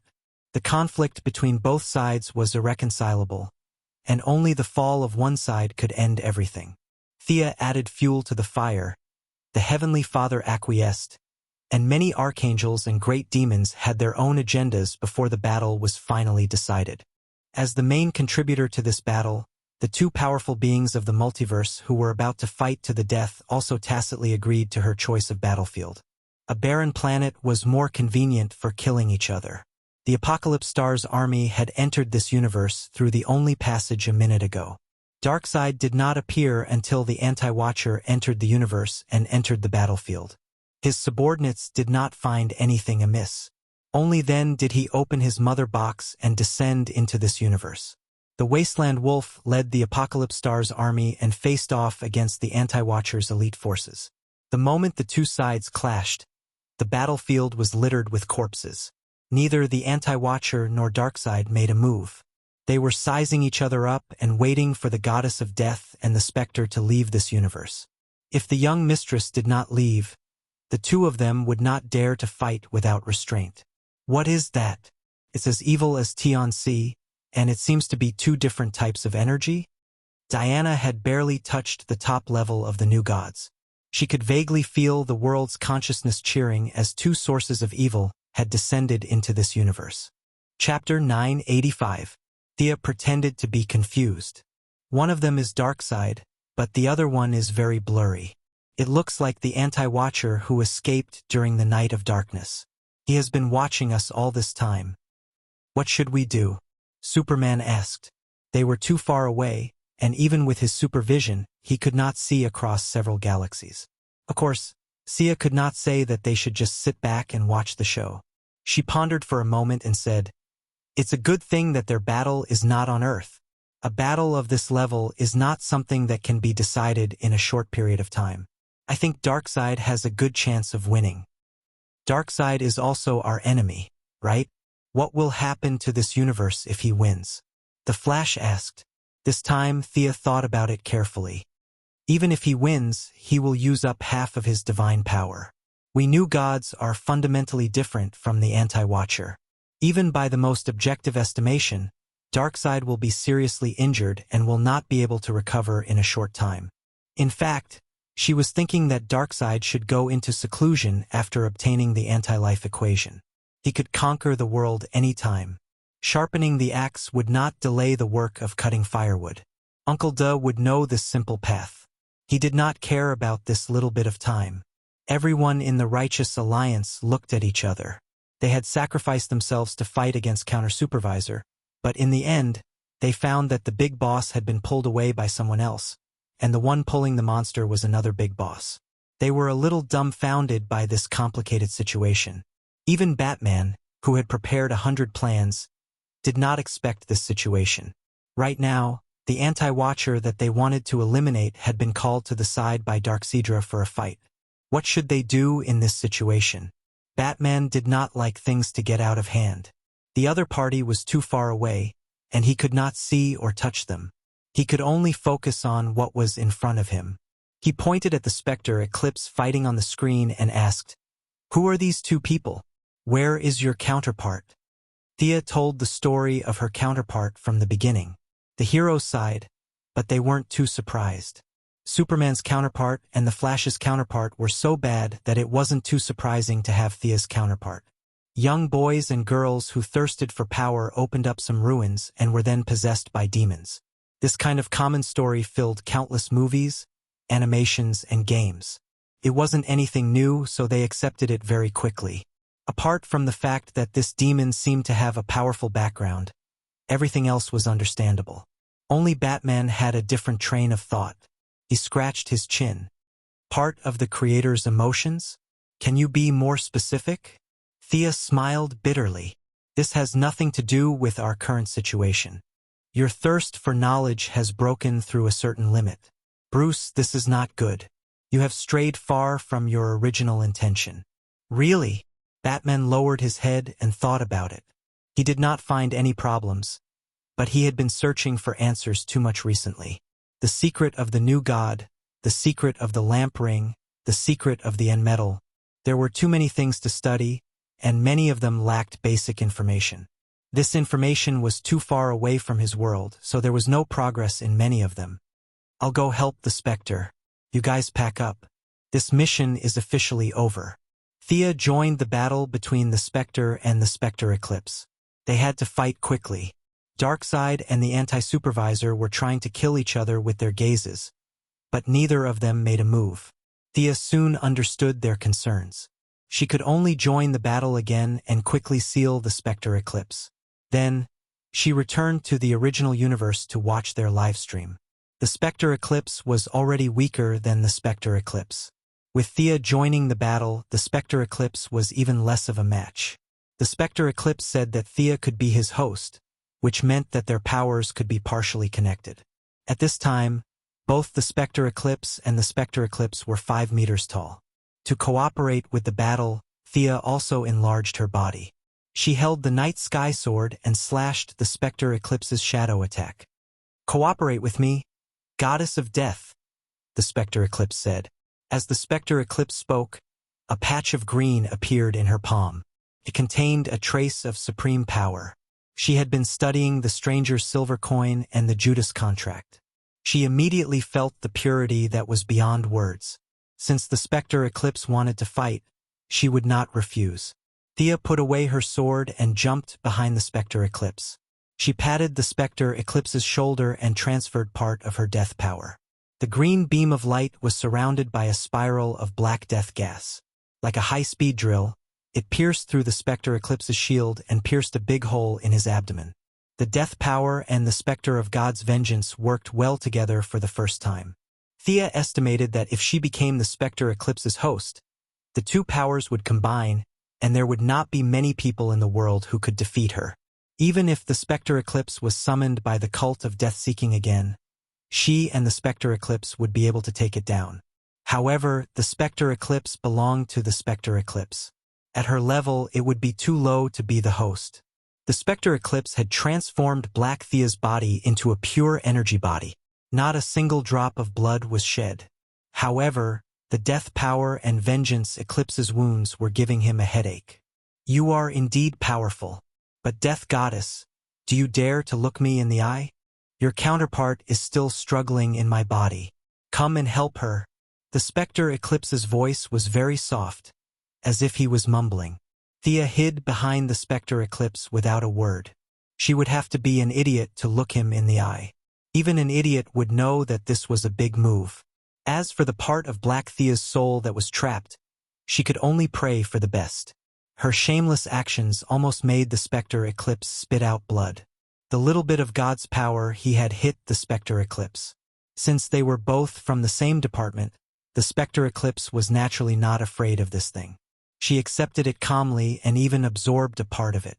This made the Spectre Eclipse's heart ache. The Spectre Eclipse raised her fists and fought desperately in the front. Thea Eclipse attacked from behind from a distance. She was determined not to be on the front line. Under their rapid attacks, the Spectre Eclipse's counterattacks became weaker and weaker. He was not a match for the Spectre Eclipse in the first place, and Thea Eclipse was even weaker. After a lot of effort, they finally destroyed the Spectre Eclipse's new body. The Sky Eclipse turned back into a sparkling and translucent black diamond that seemed to contain countless secrets. The Spectre Eclipse did not have any objections to Thea Eclipse's plan to seal her predecessor again. If she wanted to seal him, then seal him. He would definitely be able to jump out again. This was the difference between 100 years and 150 years. The battle on Earth 3 came to an end when she sealed the Heart of Darkness into a large rock. This large rock could not be brought back to Earth 1. After some thought, she decided to leave it in this part of the universe. She randomly chose a direction and found a planet with a very poor environment that would not give birth to life in 10,000 years. Then she buried it deep. Chapter 986. The army from Earth 1 entered this world and raided Earth 3 under the banner of "Help the people hang upside down." Unlike the development of Mars, the resources here were already made. All they had to do was open the warehouses and move them away. A large amount of resources, energy, and technology were transported back to Earth. The military and government were overjoyed. However, the politicians did not just plunder. They sent out their elite troops to help the government stabilize the situation. Overall, they had done a lot of good things. Super Tyrant, Super Queen, the Divine Power Ring were captured, Night Owl, Deathstorm, and Ocean Overlord were missing, and Lex and Johnny Quick were dead. Eternal Justice was a complete success. They did not achieve their initial goal of eliminating the anti-supervisor, but no one objected when someone was willing to help. The moment Thea left Earth 3, Darkseid and the anti-supervisor attacked at the same time. Darkseid's divine power was at its peak. Apart from Wuxia Khan, who was still stuck to the Wall of Origin, he represented the pinnacle of the new gods. The Heavenly Father was no match for him, and Sia was no match for him. At least for now, Darkseid was confident. If the anti-supervisor was at his peak, he could easily defeat Darkseid. After all, he could absorb all the energy in the universe, and there was no upper limit. On the other hand, the new gods could only fuse with the origins, and they could not fuse with many of them. For example, the anti-supervisor was in the Shensha world, while the new gods were in the Wuxia world. At most, the new gods were in the Wuxia world. The martial arts they practiced were not on the same level. If the anti-supervisor was at his peak, he could kill Uncle Da in 2 moves. Unfortunately, he was not in his best condition. However, he was not here to die. With the anti-life equation in hand, he had the power to destroy everything. Only by killing Darkseid and using the violent turbulence in the material world could he break free from the shackles of fate. However, Darkseid did not easily leave Apocalypse Planet and fight in his true form. Now, with the help of several parties, the anti-supervisor was finally standing in front of Darkseid. Only by killing this evil tyrant could he break free from his identity as the anti-supervisor and become a human again, not a program that only knew how to destroy. The Anti-Watcher's armor had 2 thick energy pipes extending from the inside of its body. They were connected to the anti-life equation and could be used freely under normal circumstances. However, after being killed by the Black Death Emperor, the Anti-Watcher's body had many necrotic parts. The energy pipes were used to bypass the necrotic parts and directly connect the energy to the wrist. He gathered the power to destroy everything in his hands. Once he regained control of this power, he was more confident that he could defeat Darkseid. The Grand Lord of Evil himself controlled the 5 divine thrones of darkness, evil, strength, tyranny, and massacre. Naturally, he could feel the pressure from the other party, which was greater than that of the new gods. However, he was not afraid. Instead, he was a little excited. Having lived for hundreds of millions of years, he could tell at a glance that the other party was weak.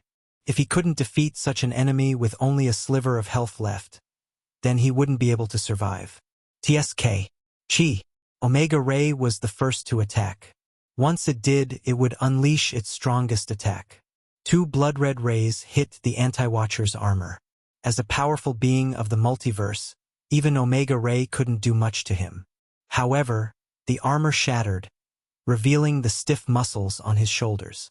Darkseid was overjoyed, and he stopped probing. He let out a roar and threw a punch with enough force to suppress the stars in the sky. The Anti-Watcher opened his right hand, and the anti-life equation quickly gathered. A purple energy beam with a diameter of more than 3 meters was shot at Darkseid. Darkseid wasn't good at dodging. Perhaps it was because he didn't like dodging, or perhaps it was because his dexterity was low. In any case, Thea had fought him a few times, and she had never seen him dodge her attacks. He had never done anything like turning around, sidestepping, jumping, or rolling before. Thea suspected that this guy didn't even have the dodge attribute in his attribute list. He didn't even look at the Anti-Watcher's energy beam. He reached out his left hand and chose to take it head-on. At the same time, his right hand was like a huge mountain. His strategy was simple. He would trade damage for damage. Darkseid only had a sliver of health left, so he was sure to win. Sia looked at them from the outside and found that there was no technique involved in their battle. It was just you give me a shot and I give you a punch. Let's see who falls first. Judging from the current situation, it was very likely that Darkseid would win. However, she couldn't rule out the possibility that the anti-life equation could turn the tables at the critical moment. After all, he now had the anti-life equation, which represented the ultimate power of the universe. As expected, after 5 minutes of fighting, the Anti-Watcher's armor was shattered in many places. One of Darkseid's eyes was injured, and blood was flowing down his cheek. At the same time, his left hand was charred. Antimatter energy wasn't easy to deal with. His mountain-like body was being eroded by the antimatter energy, but he suppressed it with his divine power. At this moment, Darkseid looked at the Anti-Watcher with a cruel smile. It was as if he was looking at a ferocious beast that had charged into a hunting net. In a world surrounded by wolves, even a bad guy wouldn't be able to survive. He didn't dare to let himself be injured too badly. If he was injured too badly, the Heavenly Father and Thea might join forces to attack the Apocalypse Star. He wouldn't be able to resist then. Darkseid secretly gave an order to the Wasteland Wolf. The Apocalypse Star commander hurriedly opened a sonic tunnel. A black figure quickly ran out of the tunnel. Or rather, it was a sleigh. He was wearing black armor. He was the new god, the Black Runner. The sleigh was extremely fast, leaving a trail of white mist behind it. He had received orders to take the Anti-Watcher's life. The Black Runner didn't attack the anti-life equation directly. The antimatter energy wasn't something he could resist. He patrolled the perimeter of the battlefield for 2 weeks, looking for an opportunity to strike. Darkseid suddenly discovered the Anti-Watcher's weakness. He shot an Omega Ray at the Anti-Watcher's face and appeared behind him at the same time. He clenched his fists and punched with all his might. When they got closer, Darkseid realized that the anti-life equation had been muttering to himself. He could only vaguely hear a few words. Misunderstanding, guilt, shame, failure, stupidity, and so on. The language wasn't very refined, but it was very simple. There was also a strong sense of temptation in it. What is this? What is this guy doing? Darkseid suddenly had a bad feeling. He seemed to have underestimated the anti-life equation and the anti-watcher. The anti-life equation knew that Darkseid was in a bad state, but he still joined the battle. The anti-life equation had been planning this for a long time. Darkseid hurriedly turned around and saw that the Black Runner's eyes were filled with chaos and violence. The black sleigh suddenly sped up by 20%. It changed its angle slightly and charged straight at Darkseid. Chapter 987. The Black Runner's sudden betrayal caused many onlookers to gasp. They weren't worried about Darkseid. They were just thinking about how they should deal with the situation. Thea also saw this from the outside. She didn't care who won, but if possible, it would be best if Darkseid won. The anti-supervisor had a strong foundation and was 100% compatible with the anti-life equation. Although he had to destroy his martial arts and separate himself from the equation, what if he didn't? As the previous god of knowledge who had destroyed quite a number of universes, such a vicious and merciless enemy had been tricked by him. If he were to always be remembered by him, it would be quite unbearable. However, she wouldn't help him. They were too far apart, and Uncle De could only rely on himself. The evil lord remained calm despite the sudden change. He didn't expect the Black Runner to be controlled by the enemy. He had planned for tens of thousands of years for the god of death, but Thea had ruined everything. His plan had been foiled before it could even begin. If there was anything he had gained from his plan, it would be the guy riding the sled. This guy claimed to be the god of death, but that was not the case at all. Darkseid could easily defeat him, and Wasteland Wolf could also take him down if he was prepared. After all, they had lived for so many years, and everyone had a few tricks up their sleeves.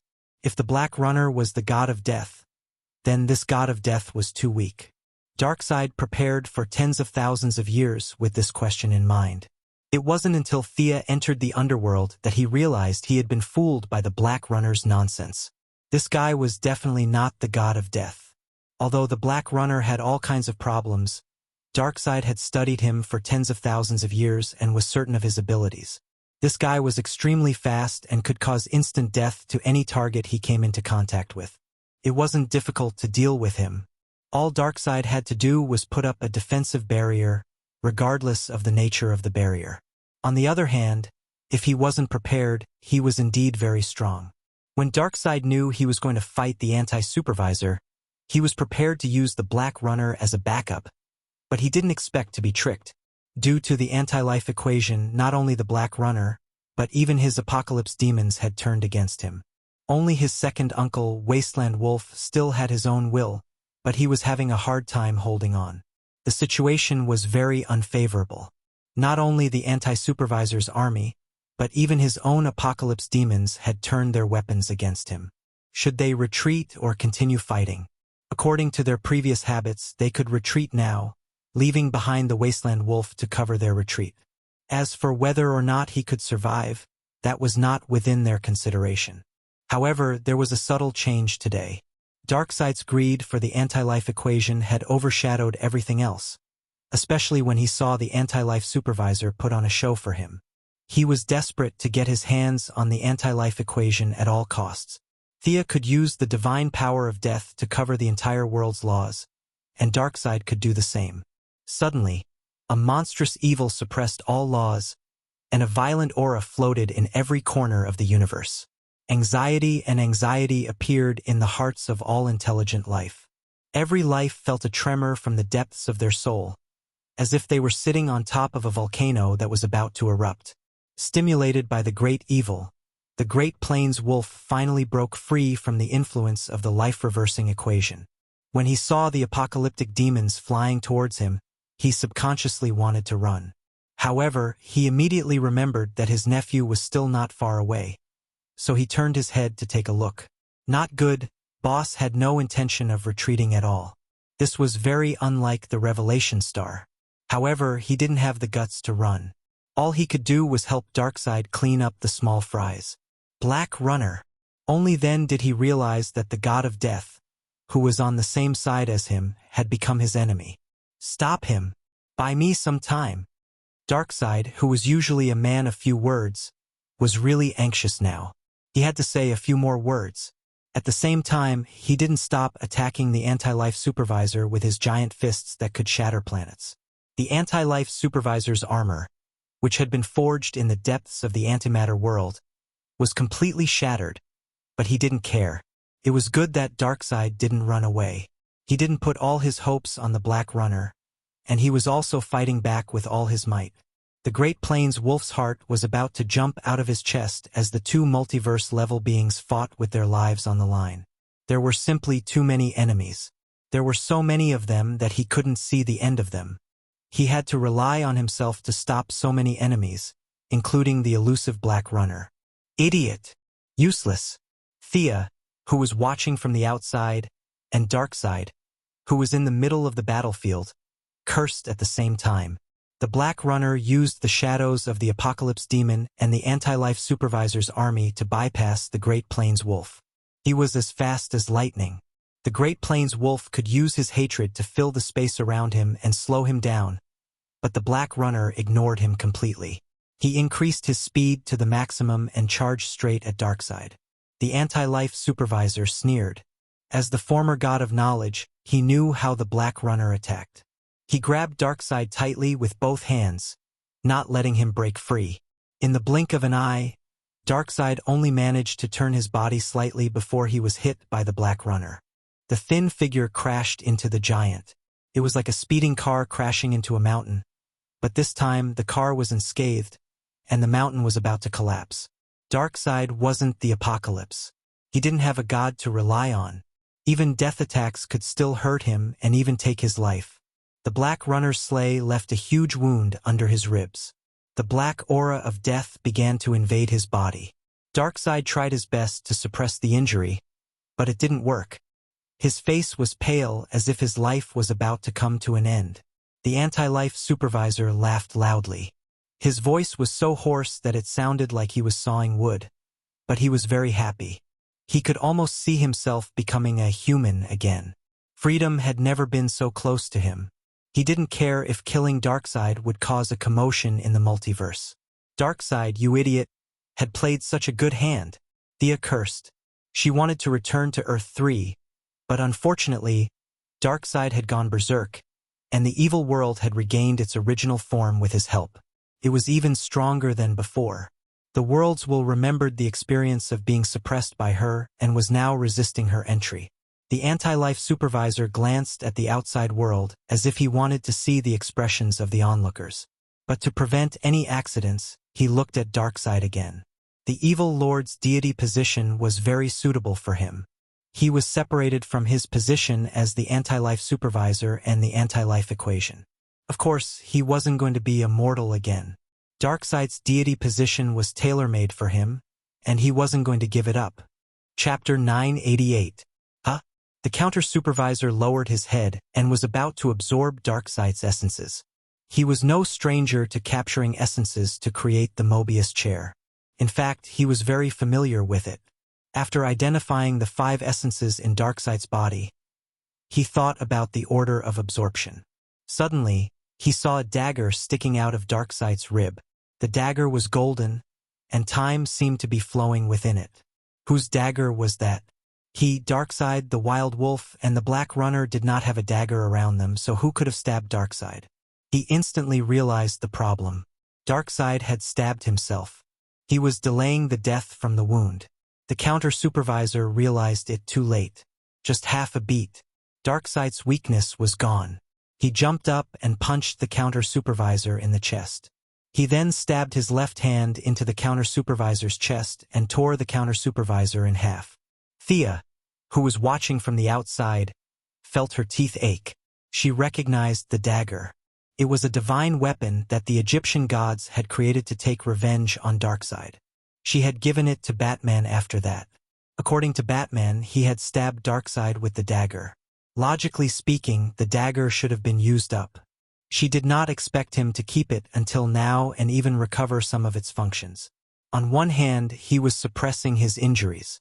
On the other hand, he was setting up a trap to lure the counter-supervisor into it.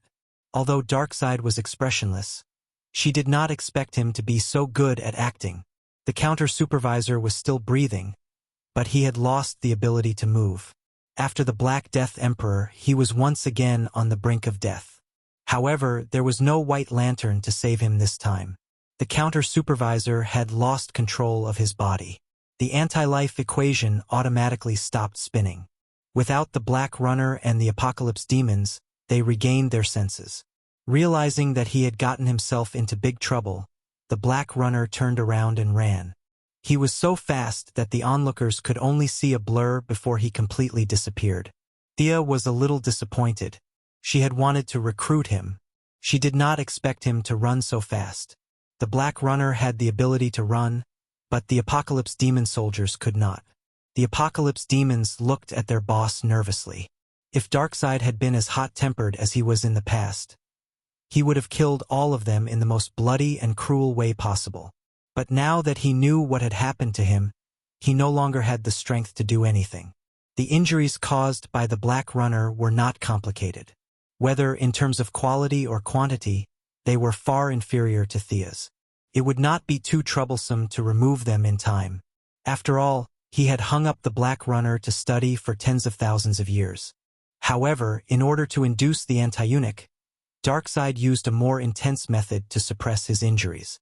Right now, the power of time of the Egyptian gods had combined with the death of Osiris and the Black Runner. The combination of the injuries of a new god and an old one was more than enough for him to deal with.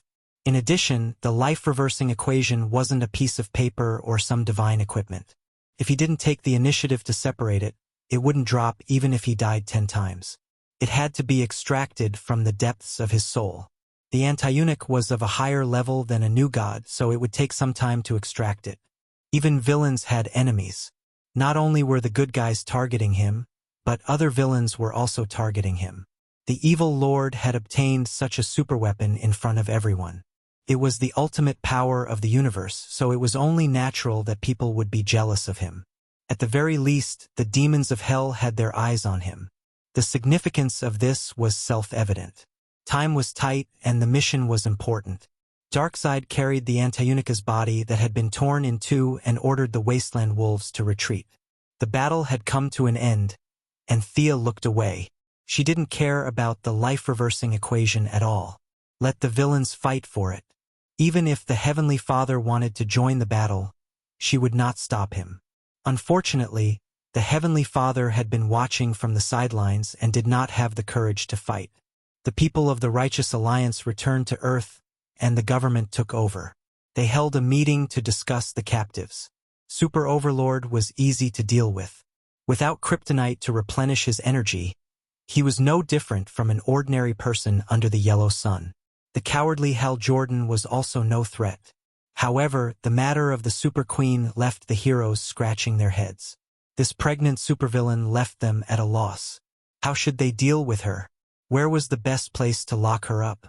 According to my observations, the child in her belly is also an Esper, and it should be Lex's child. Thea thought about it and decided to tell the truth. The people of the Righteous Alliance booed. This Super Queen was really something.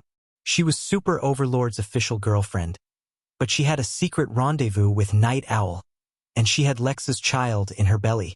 Everyone expressed their disdain for this kind of nonsense. While everyone was concerned about the gossip, only Batman realized the key problem. This child has an Esper ability? Yes, it's Lex's ability to absorb Esper abilities for his own use. Moreover, this child's Esper ability is innate. At the genetic level, it has already reached the stage of harmony. It's different from Lex's artificial creation. Seeing Batman's interest, they tried to dissuade him. In the end, all the captives were sent to the Heavenly Eye Society. As for the Super Queen and her child, they were considered the highest level of defense. Although the child was a blank piece of paper at birth, the Righteous Alliance hoped to introduce the concept of justice into the child's growth stage. However, no one could guarantee that the child would have the evil aura of that world. Even Thea could not guarantee it. It was always right to lock him up first. Everyone returned home. Diana, Green Arrow, and Mr. Excellent went to deal with the Silver Swan. Thea felt that she had nothing to do, so she went to the underworld. "Go, we will never meet again," she said to Black Thea's soul. The other party waved at her and followed the staff to be reincarnated. She would start a new life, but by then, she would have nothing to do with the name Thea Quinn. Johnny Quicksoul was pulled into the Seraphic Speed Force space. This guy's Esper ability was mediocre, and Miss Thea was too lazy to stop him. Lex went directly to the underworld. No one knew how many contracts he had signed before he died. He was pulled away by the underworld without even going through the procedures. She did not stop for too long in the underworld. She mobilized a large army and rushed to the antimaterial universe. She took advantage of the fact that someone was lying dead to raid their home. She was such a magnanimous person. Darkseid was setting up a powerful energy-absorbing device to absorb the anti-life equation on the Apocalypse Star. At first, he was shocked when he saw her mobilizing an army, but he was relieved when he found out that she had gone to the antimaterial universe.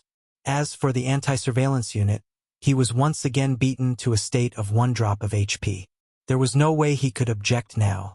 A sonic tunnel opened, and the army from the underworld descended into the antimaterial universe.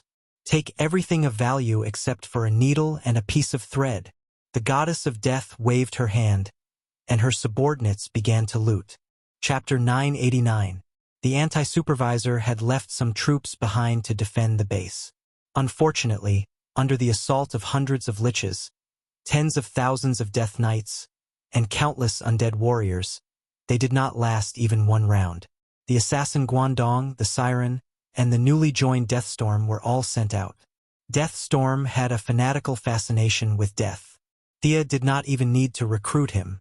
She only needed to mention her name, and he would bow his head. It was easy. Thea did not go personally like when she robbed Hades' treasury. Instead, she stood in the middle and ordered her subordinates to loot everywhere.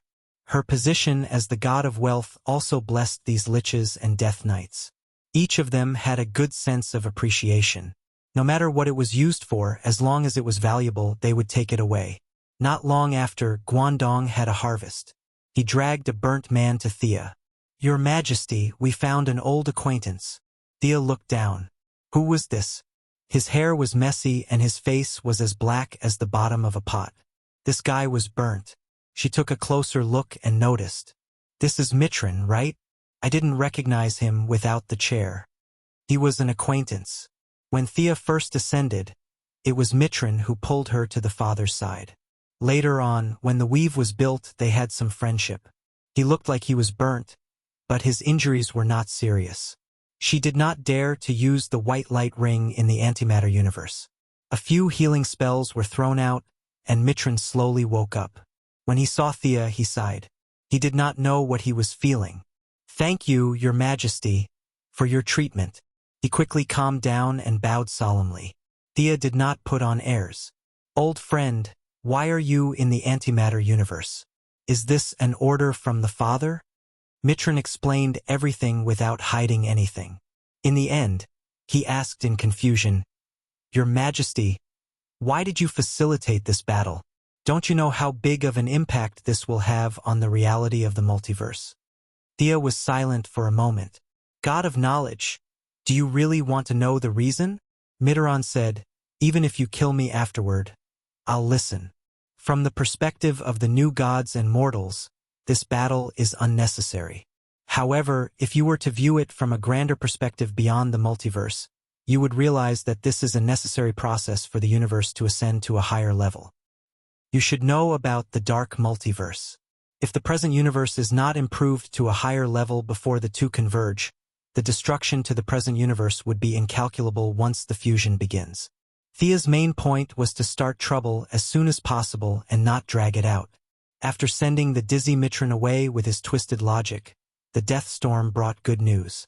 The anti-surveillance tower, which was over 30 meters tall, was a top-notch technological creation used by the anti-surveillance to monitor the multiverse. The technology contained within made Deathstorm intoxicated, and Thea also took a closer look.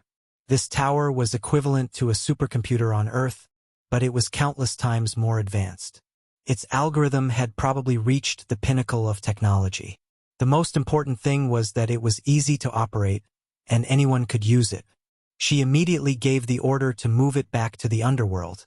The underworld also needed to be in touch with the times. The two-faced man was still using paper to deal with cases. How low was that? When the top-notch facilities were moved back, they immediately upgraded to digital offices. There were many good things in the antimatter universe. Many of them were the essence left behind after the universe exploded and burned. Although they couldn't name them, they were extremely tough. Tough, resilient, and had high magic resistance. Thea found several pieces of high-quality metal and showed them to Diana. Her shield had been broken previously, and now it was time to replace it with a new one. There were many materials, but there were also many talents. For example, the weapons master who had joined the Yellow Lantern Corps before, but later went missing. He came from the antimatter universe and was a member of the Thunder team. They were all very skilled and specialized in creating weapons for the anti-surveillance army. They were not life forms in the conventional sense and were somewhat similar to demons. They could also survive in the underworld. Now, the underworld was half threatening and half tempting these skilled craftsmen, pulling them all away. Everyone who participated in this operation was very happy to be able to plunder other people's homes. She didn't care if these liches would take a portion of the loot, as long as she kept the bulk of the loot. The group of people came and went singing under her lead. The atmosphere was harmonious and friendly. The anti-surveillance army couldn't come back anymore, so it was useless to leave these things behind. It was a good chance to help the brothers in the underworld. That was what the young lady thought. When she returned to the underworld, she went back to Earth to rest. The Valkyrie was very tired today and didn't have much energy. Plus, the Silver Swan and the others were very well hidden. After circling Star City twice and not finding any trace of them, she went straight home. The two goddesses didn't play any indescribable games. They were very tired after a day of fighting. They chatted for a while, gossiping about the story of the Super Queen between the three men, and talked about the role of the first female Green Lantern on Earth in promoting feminism. Thea responded with noises, and soon the two of them turned off the lights and went to sleep. In the middle of the night, suddenly, her spiritual power warned her that someone was approaching her at a high speed. Thea immediately cut off the connection between the room and the real world. Who was attacking her? How could they not have eyes? Diana's reaction was slightly slower than her, but she quickly sat up and looked into the distance vigilantly. The person was still far away. She felt the spiritual power characteristics of the other party and asked Thea with uncertainty, "It's the extreme speed, right? It looks like Barry?" Diana was puzzled, and Thea was also puzzled. It was indeed the Flash Barry. The other party was sweating profusely from running from Central City to England. The distance was not short. Why couldn't he say it during the day? "Let's change clothes and go take a look." Barry was the best person in the Righteous Alliance. Many of his principles might not be agreed with, but it was undeniable that his kindness was unmatched. As soon as they changed clothes, Barry was already in front of them. However, the other party did not stop. Instead, he continued to run faster. Thea looked at Barry carefully. Barry's state was very strange. He was running at such a high speed. How could he be chatting happily? Let's also enter the super high speed state. Seeing that the other party was not stopping, she turned around and said to Diana. As a death reserve, they could jump out of the timeline, but Diana could not. It was extremely difficult for a new god to enter and exit the timeline. "Barry, what's the matter?"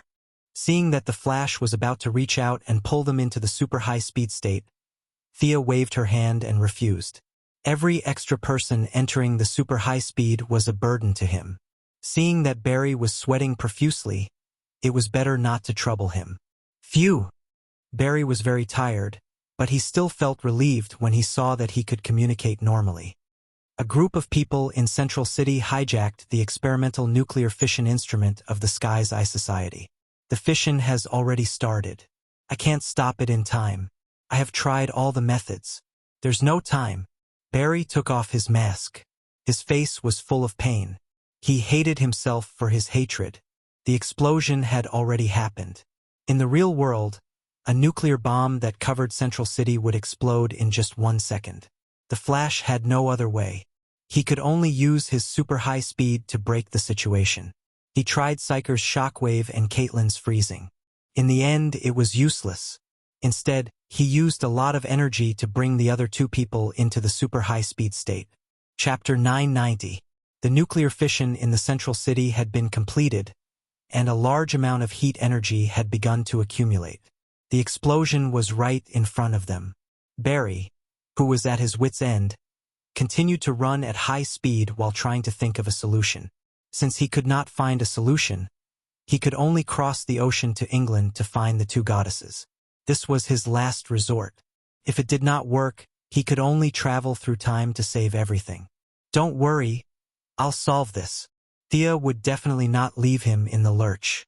Not to mention Barry's pleas, even if no one came to her, she could not just watch the nuclear bomb explode without doing anything. The distance was a little far, and time was tight. At this moment, it was already too late to teleport over. The magic that stopped time and Barry's super-fast running did not actually stop time completely. It was just a limited extension of that 1 second in reality. Thea cast her sight to the Central City far away. The nuclear fission had been completed, and a large amount of heat energy was ready to explode. If no one stopped it, the explosion would happen in the blink of an eye. For the Central City, which was second only to Star City, Gotham, and the Metropolis for the more than 1 million citizens, and to not let her mother bear the bad name of being the one who detonated a nuclear bomb in her own land, she really gave it her all. She maintained her high-speed movement, and at the same time she mobilized her divine power from a long distance. A large amount of divine power was simulated by the fifth dimension, forcibly suppressing the energy of the nuclear explosion, and then modifying reality. This was easy to say, but it was quite difficult to actually do. Thea had to maintain high speed to modify this energy body that was constantly increasing. The long distance, short time, and the constantly changing energy all posed a huge obstacle to her. Barry looked at her nervously. The three of them felt like a minute had passed since they were traveling at high speed. Only then did Sia change the appearance of the nuclear explosion and modify it again. My ability can only suppress it for about 10 seconds. Let's hurry over. She wiped the sweat off her forehead. Only she could do such delicate work. 10 seconds in real time? Barry was still asking. Thea did not have time to explain. She pulled him and Diana and teleported to the Central City. This was a cargo center, and there were many familiar faces there. Psyker, Caitlyn, Barry's father-in-law, Joe West were all there. There were also several armed robbers and a large container. However, because Thea and the others' own time had been extended, the people in the outside world, including this world, did not move at all. Black Amanda had learned the modern corporate system very well, and they had done a good job in cleaning up, sorting, and marking. They were afraid that the robbers would not be able to find what they were from, so they had drawn a large Heavenly Eye Society logo on the container. Other than not writing that there was a nuclear bomb inside the container, they had done everything else that should and should not have been done. Perhaps Amanda thought that anyone who offended her Heavenly Eye would be punished no matter how far away they were. She was so arrogant that she didn't prepare any preventive measures. Hiding? No. Esper Protector? It didn't exist. The few bodyguards were from the Midtown police station.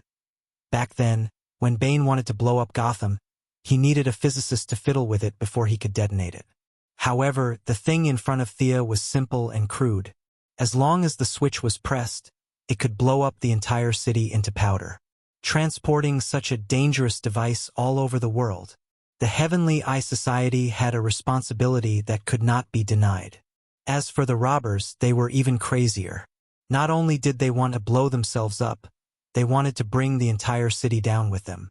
The experimental nuclear fission instrument that was originally emitting high heat had completely disappeared.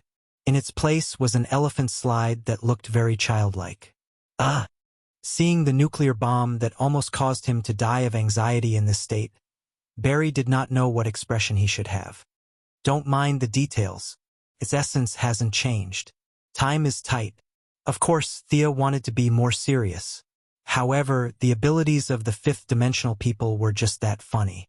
She had no choice. Let's do it. You're very tired. After rejecting Barry's help, she quickly looked for an uninhabited asteroid. After that, she opened the portal. Diana picked up the elephant slide and threw it into the portal. The moment she closed the portal, she could faintly hear an earth-shattering explosion coming from the other side. A super disaster that could be recorded in history books was averted. However, the few of them could not rest. They were going to detonate a nuclear bomb on American soil. Not only did they say that, they had already detonated it. This was too serious a problem.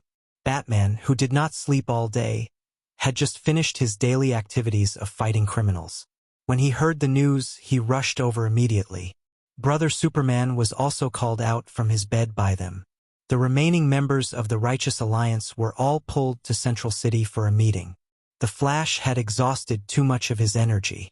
Thea was also very tired from forcibly changing reality in order to suppress the nuclear bomb that had already exploded. The whole story was explained by Diana. A bunch of people were surprised. This was Central City. Just from the name, they knew the location of the city. It was located in the state of Missouri and could be said to be very central. If a nuclear bomb was detonated here, the city would be razed to the ground. The surrounding cities would be affected by the radiation and the national economy would suffer a setback. A simple explosion would affect many areas in all aspects. At that time, there would be a lot of trouble. The results of the interrogation were even more ridiculous. Before Batman could ask much, the other party was like a hero and spilled the beans. These guys were not people of Allahu Akbar. They were a public welfare organization. The organization's theme was anti-nuclear energy and advocated the protection of the Earth's environment. Crazy. This was the first reaction in the minds of most superheroes. The people of Earth have too many weapons in their hands. It's too dangerous. Is it normal for a public welfare organization to be able to get so many weapons? The Sea King, who usually did not like to express his opinions, said something rare. He had always been dissatisfied with the fact that humans had so many weapons in their hands. The Sea King pointed to a few robbers and asked the heroes, if the robbers had no weapons, how could they suppress the police and detonate the nuclear bomb? You mean to ban guns? Thea asked. The Sea King nodded, indicating that he meant it. A bunch of heroes fell into silence. Banning guns was good, of course it was good. At least for superheroes, it was a good thing. Why did superheroes seem to have superpowers now? It was because ordinary heroes were shot to death before they could accumulate much experience. Over time, superheroes had been monopolized by superpowers. Even for ordinary people like Batman, his starting point was far higher than those vigilantes. The accumulation of countless technological equipment and the harsh training of the Assassin League were all things that vigilantes did not have. They were hot-blooded and wanted to be a hero. They wanted to get rid of violence. When they walked on the streets with masks and rubber sticks, their ending was already doomed. 99% of them were killed in the streets. Chapter 991. The topic of banning guns was a cliché as it involved huge interests. The National Rifle Association was just a target on the table, and there were many other forces involved behind the scenes. Many people could be implicated under these connections. Not to mention others, Miss Thea and Bruce Wayne could be easily connected. Thea had so many weapons companies under her name, so it couldn't be fake. Where did Batman get all those high-tech equipment? He only modified them a little, but who developed the original? He was actually one of the biggest arms dealers in the country. The two weapons tycoons looked at each other and saw the helplessness in each other's eyes. Banning guns wasn't that easy. They didn't care about money. If they shut down the weapons factories today, 10 new companies would pop up tomorrow. After all, there were many people in the industry, so it was impossible to send the weapons designers and staff to the docks to carry sacks. Once they did that, the world wouldn't be far from chaos. However, the people of the Righteous Alliance were interested in this proposal. Although Superman felt that humans should be given freedom, too much freedom didn't seem appropriate. Thea gave Batman a look. He was more suitable for offending people. Batman didn't disappoint and bluntly rejected the proposal. The Sea King shrugged. Do as you please. Even if the land was blown up, it wouldn't affect my home. Banning guns was unrealistic, but weapons of mass destruction could be checked. The citizens were too smart and knowledgeable. The super hacker Kane from Star City, who had been clamoring for revenge against the Quinn family, had made a lot of powerful bombs. Green Arrow had tried to capture him several times, but she had been fooled by the bombs because she didn't want to harm the innocent. Many of the superheroes' villains had a talent for bombs, and the Joker was one of the most outstanding talents. Whether they learned it in school or self-taught, the power of bombs couldn't be ignored. The civilian research teams were too bold and dared to research anything. The nuclear explosion this time was a classic example, and the culprit was Batman and his subordinates' research laboratories.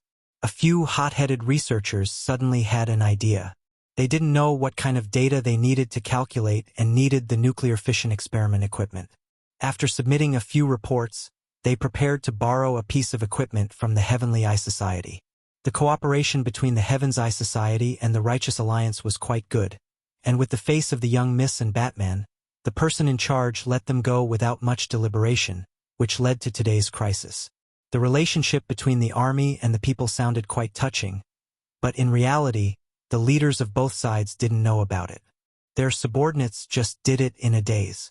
Thea even suspected that the other party might think that Zhenglian wanted to borrow this thing.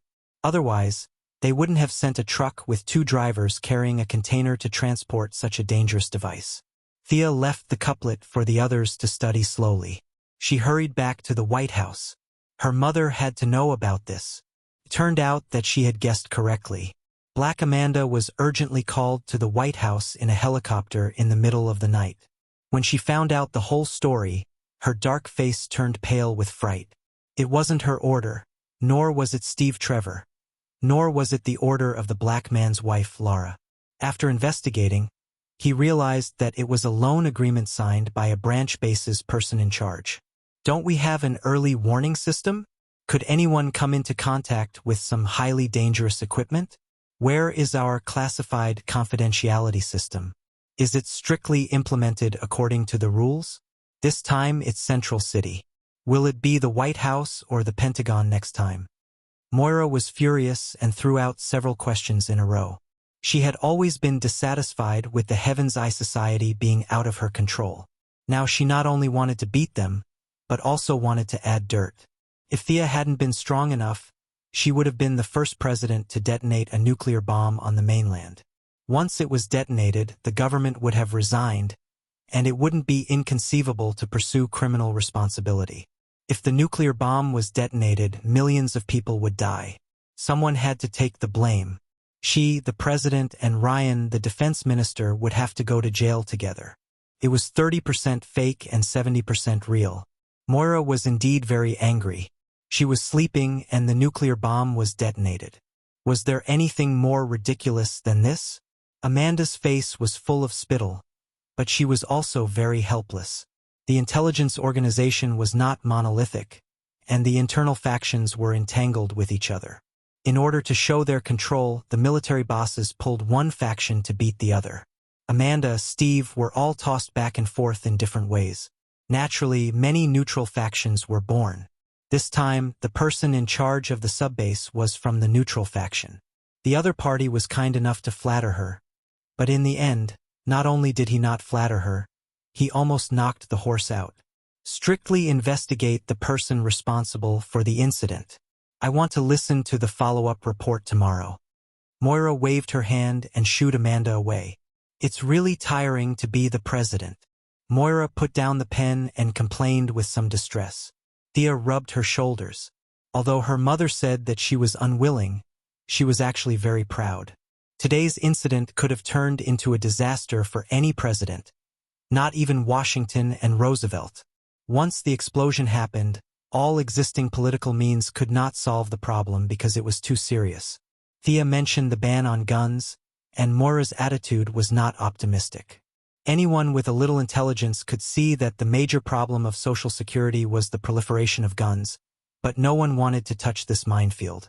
Let's be cautious first, but your suggestion to check the sources of danger and manage dangerous materials by category can be tried. The president's mind was very sharp. She immediately realized that she could gain more power in this matter. The next day, Thea followed her to the Pentagon. The vice president and Minister Ryan already knew the topic in advance, but the remaining generals were at a loss. Why did the president come to the Pentagon? As soon as the story began, they exploded. A nuclear explosion.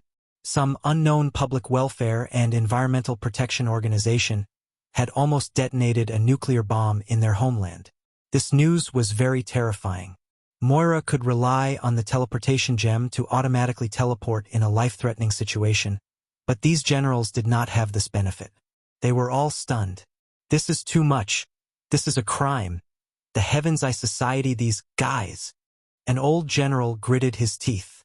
At first, he wanted to call them bastards, but after considering many factors, he finally changed it to guys.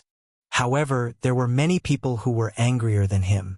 No one wanted to sleep at home or at a mistress' house, and then everything would be gone with a bang. It was indeed efficient and painless to die, but they did not want to die. Not at all. This time it was Central City. Where would it be next time? No one could guarantee that it would be the city where they lived. Chapter 992. There was no doubt that nuclear bombs should be banned. This was not something that could be bought and set off casually. Even the toilet cleaner in the Pentagon agreed. His job was not easy to come by, so nuclear bombs must be banned. However, if hidden dangers were to be investigated nationwide, everyone from the minister to the toilet manager knew that it would not be easy. To what extent would the investigation be carried out? Would a lot of other things be found in the name of nuclear weapons? Everyone had their own agenda and no longer had the enthusiasm to discuss. However, since the president had thrown this question out, they had to answer it. They could not just say that they were not afraid of death. In the end, General Ryan made the decision to conduct a nationwide investigation. Moira certainly would not let go of this opportunity. The military was the hardest hit area. They had the most weapons and were the most dangerous. However, corruption, dereliction of duty, espionage, and cover-up were equally prominent. The previous presidents were like a rubber stamp to the Pentagon. They would select someone from within the military, nominate the president, and approve the Congress. This matter was considered over and did not affect the military at all. This was a good opportunity.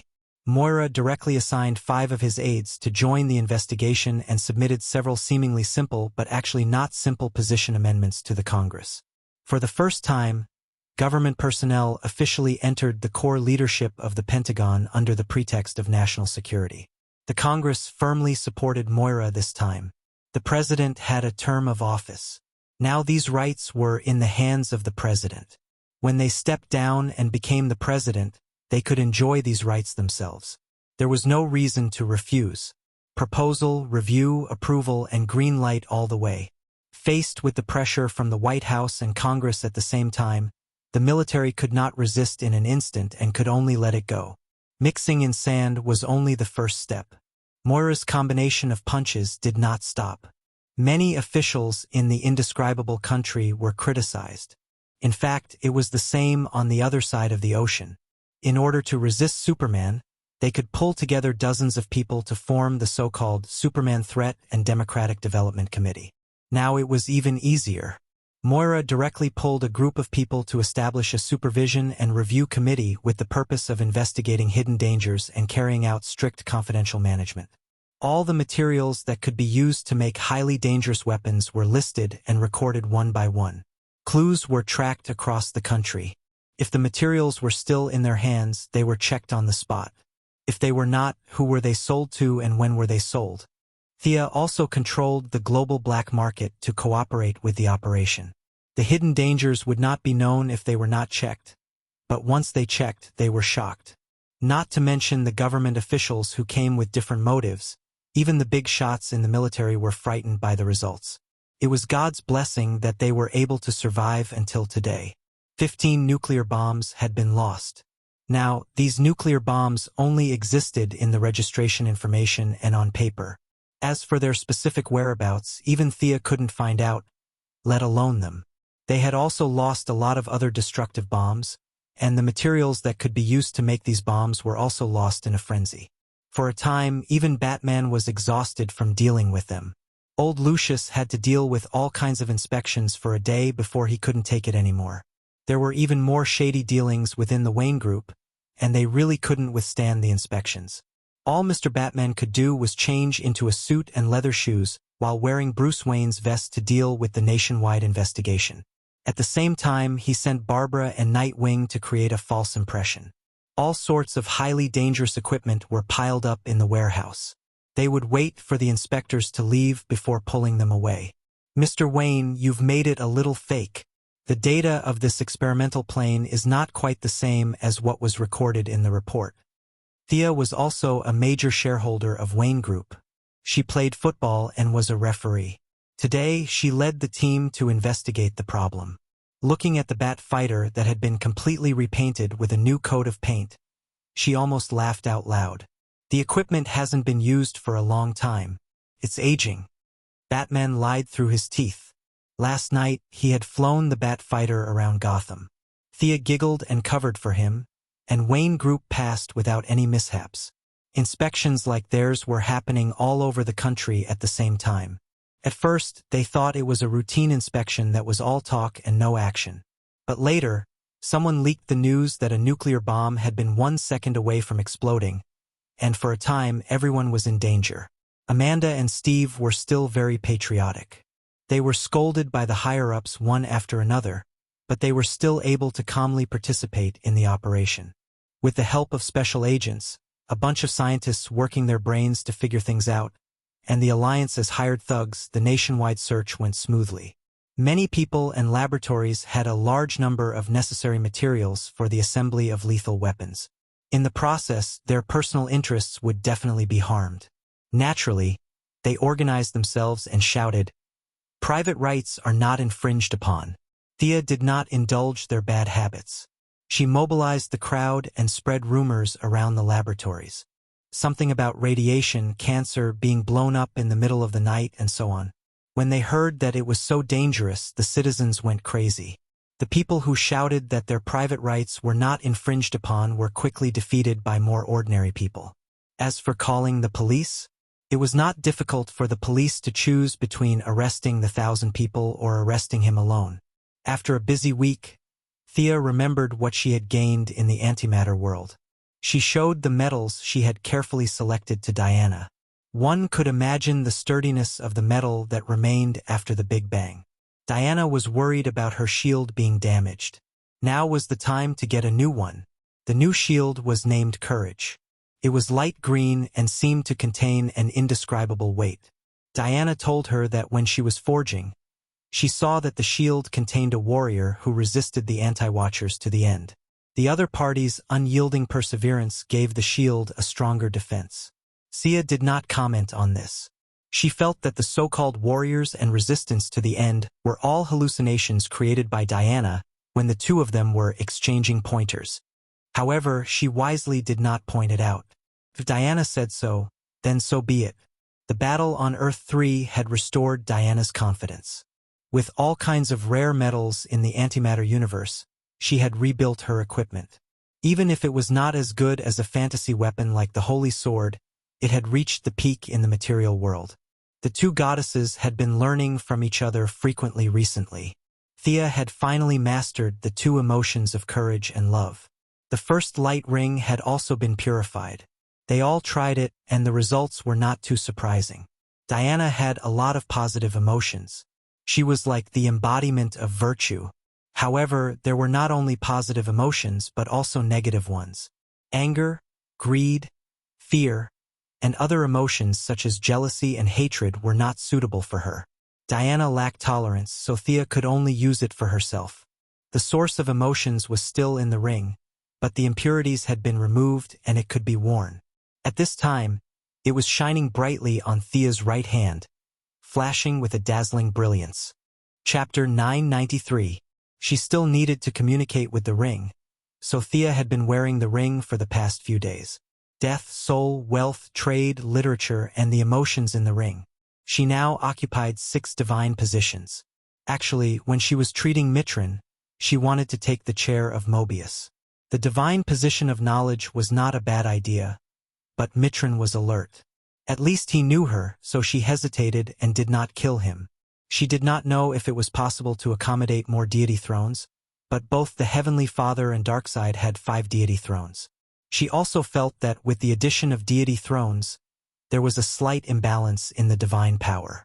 The Heavenly Father had set a good example for her, and she made the same choice.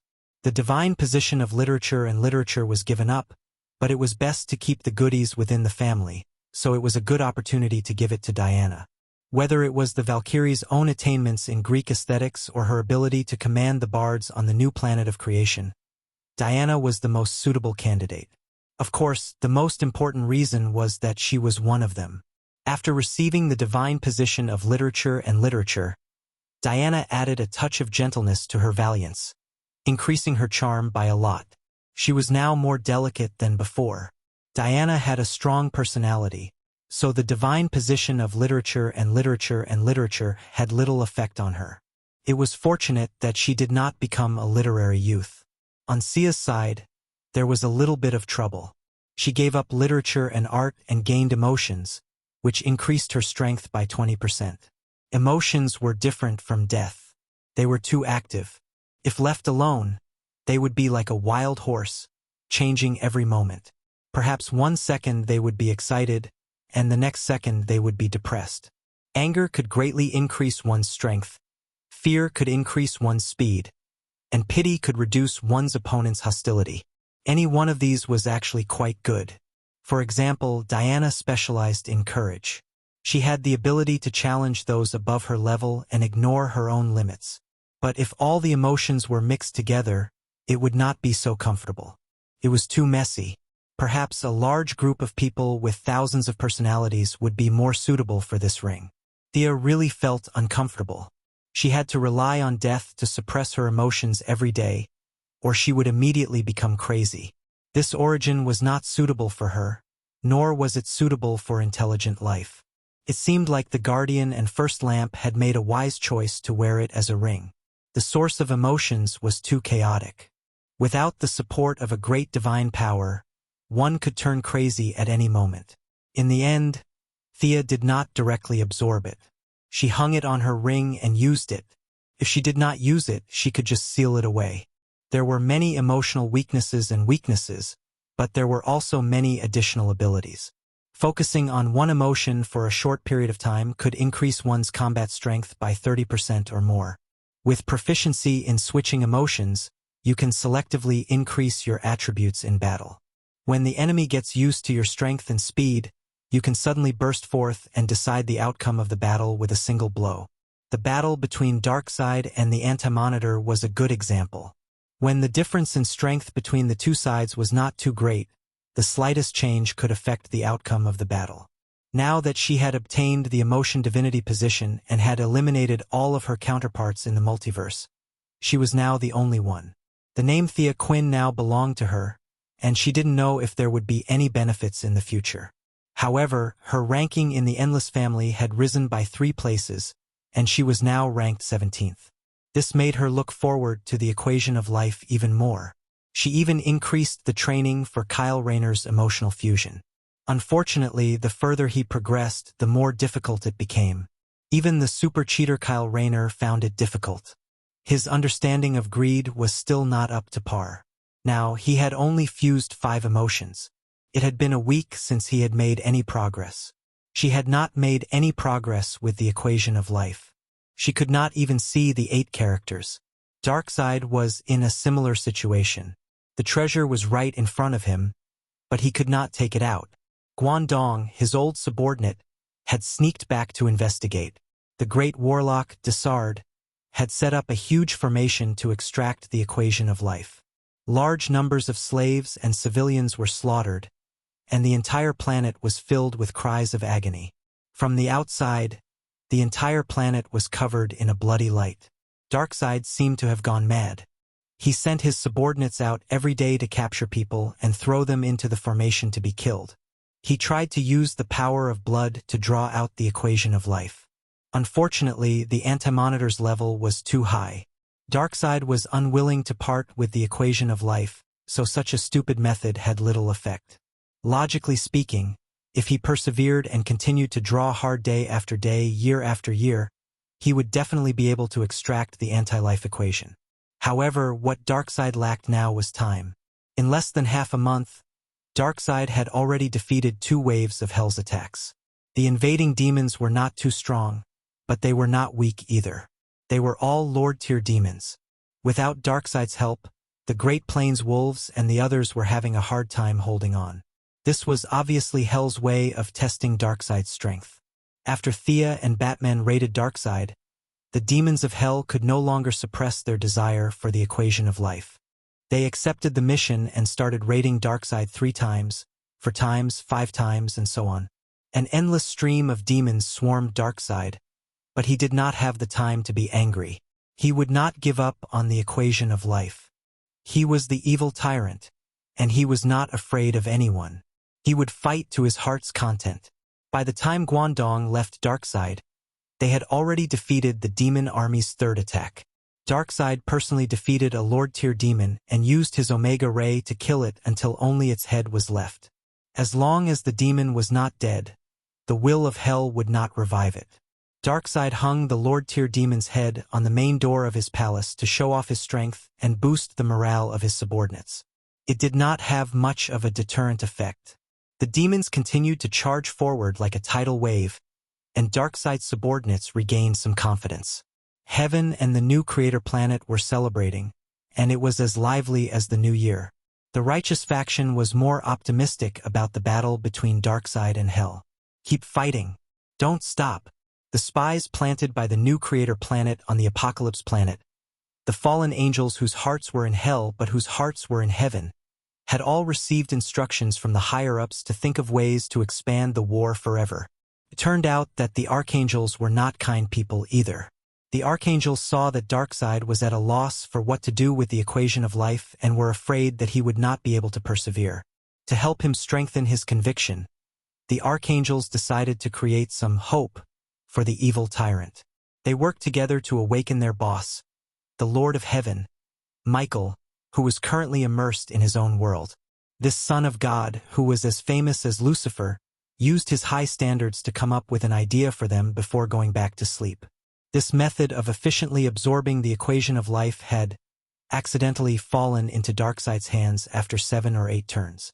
Chapter 994. As one of the most powerful beings in the multiverse, Thea did not fall behind. She could not do anything about the anti-life equation, but she knew the power of death all too well. The Black Runner had Osiris's divine power mixed with time, so it was not a problem for her. She was the absolute authority in the realm of death, and Guangdong had left a way to eliminate the power of death in Darkseid's bedroom. When Darkseid was in trouble, everyone came to his aid. Everyone in the realm of the gods offered their help to Darkseid, whose father was stuck on the wall and did not have a strong backer. Those who had money gave money, and those who had strength gave strength. The scale of the war began to increase, and the Apocalypse Star attracted the attention of many powerful beings. Even some world lords from the outer realms began to come to the Apocalypse Star. Thea watched as Darkseid, who had recovered more than half of his power, defeated the King of Tears. The King of Tears was like a cloud of mist. He had a special rule that anyone who saw his face would die.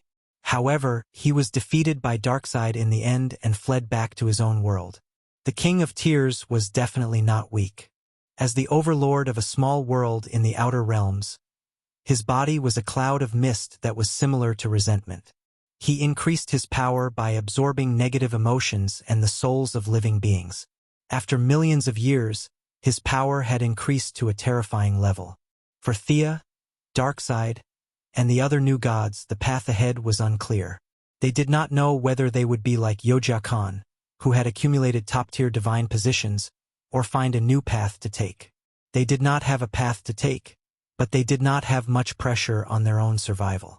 As long as they did not jump out and seek death, they would have no problem surviving until the day the entire world was destroyed. In terms of the level of the multiverse, the new gods were the ones who weren't at the top but were at the bottom. The King of Tears could not do that. His power had accumulated, and there was no good way to evolve. In the end, he would lose his mobility and become a pig waiting to be slaughtered. Or he would hide in his own small world until it exploded. The anti-life equation was an ultimate universal power that attracted him greatly. Even though he knew it was dangerous, he still left his own world and came to snatch it. Unfortunately, Darkseid had recovered more than half of his strength with the help of the enthusiastic crowd. He did not care which corner of the world the King of Tears had jumped out from. He just pinned him to the ground and gave him a good beating. The Apocalypse Star was in a heated battle. Many planets enslaved by the evil tyrant had sent troops to participate in the battle. Even so, they were barely able to resist the attacks of Hell. The great demons all felt that they would be able to break through the Apocalypse Star with just a little more effort. Then, they would obtain the life-reversing equation and become the Lord of Hell, reaching the peak of the demon race. After fighting for half a month, Thea found that the demons were a little tired, so she began to help Hell. The demons' battles were too brainless. It was just a noisy wave of attacks. They lacked a talent to coordinate logistics. Thea sent out Macanthus to help organize the reinforcements. After all, Hell was very vast, and some demons did not know about the good news of the war with the Apocalypse Star. The Succubus Queen used scientific methods to organize the troops while drawing in reinforcements to replenish the battlefield's consumption. It's so boring. Watching them fight every day for a long time was tiring. At this moment, the young mistress stretched and yawned as she complained. It was as if God had heard her call. The next moment, there was a knock on the door. Diana looked at her pitifully lying on the bed and could only open the door herself. After a while, she walked back. Barbara is here. Get up. She had known Batgirl for 10 years and had long been good friends. Now, she did not treat her as an outsider. She put on a coat and walked out of the bedroom. Barbara had been entrusted by her to secretly investigate a matter. Today, there was finally an answer. In front of outsiders, Thea's appearance was not bad. She was wise, steady, and filled with the elegant charm of a woman. Diana was even more mature and strong. The two goddesses looked at each other from time to time. Even a blind person could see the affection in their eyes. Even though Barbara was also a woman, she felt a little dizzy. Fortunately, her sexual orientation was relatively firm, and she would occasionally have a friendly chat with Nightwing.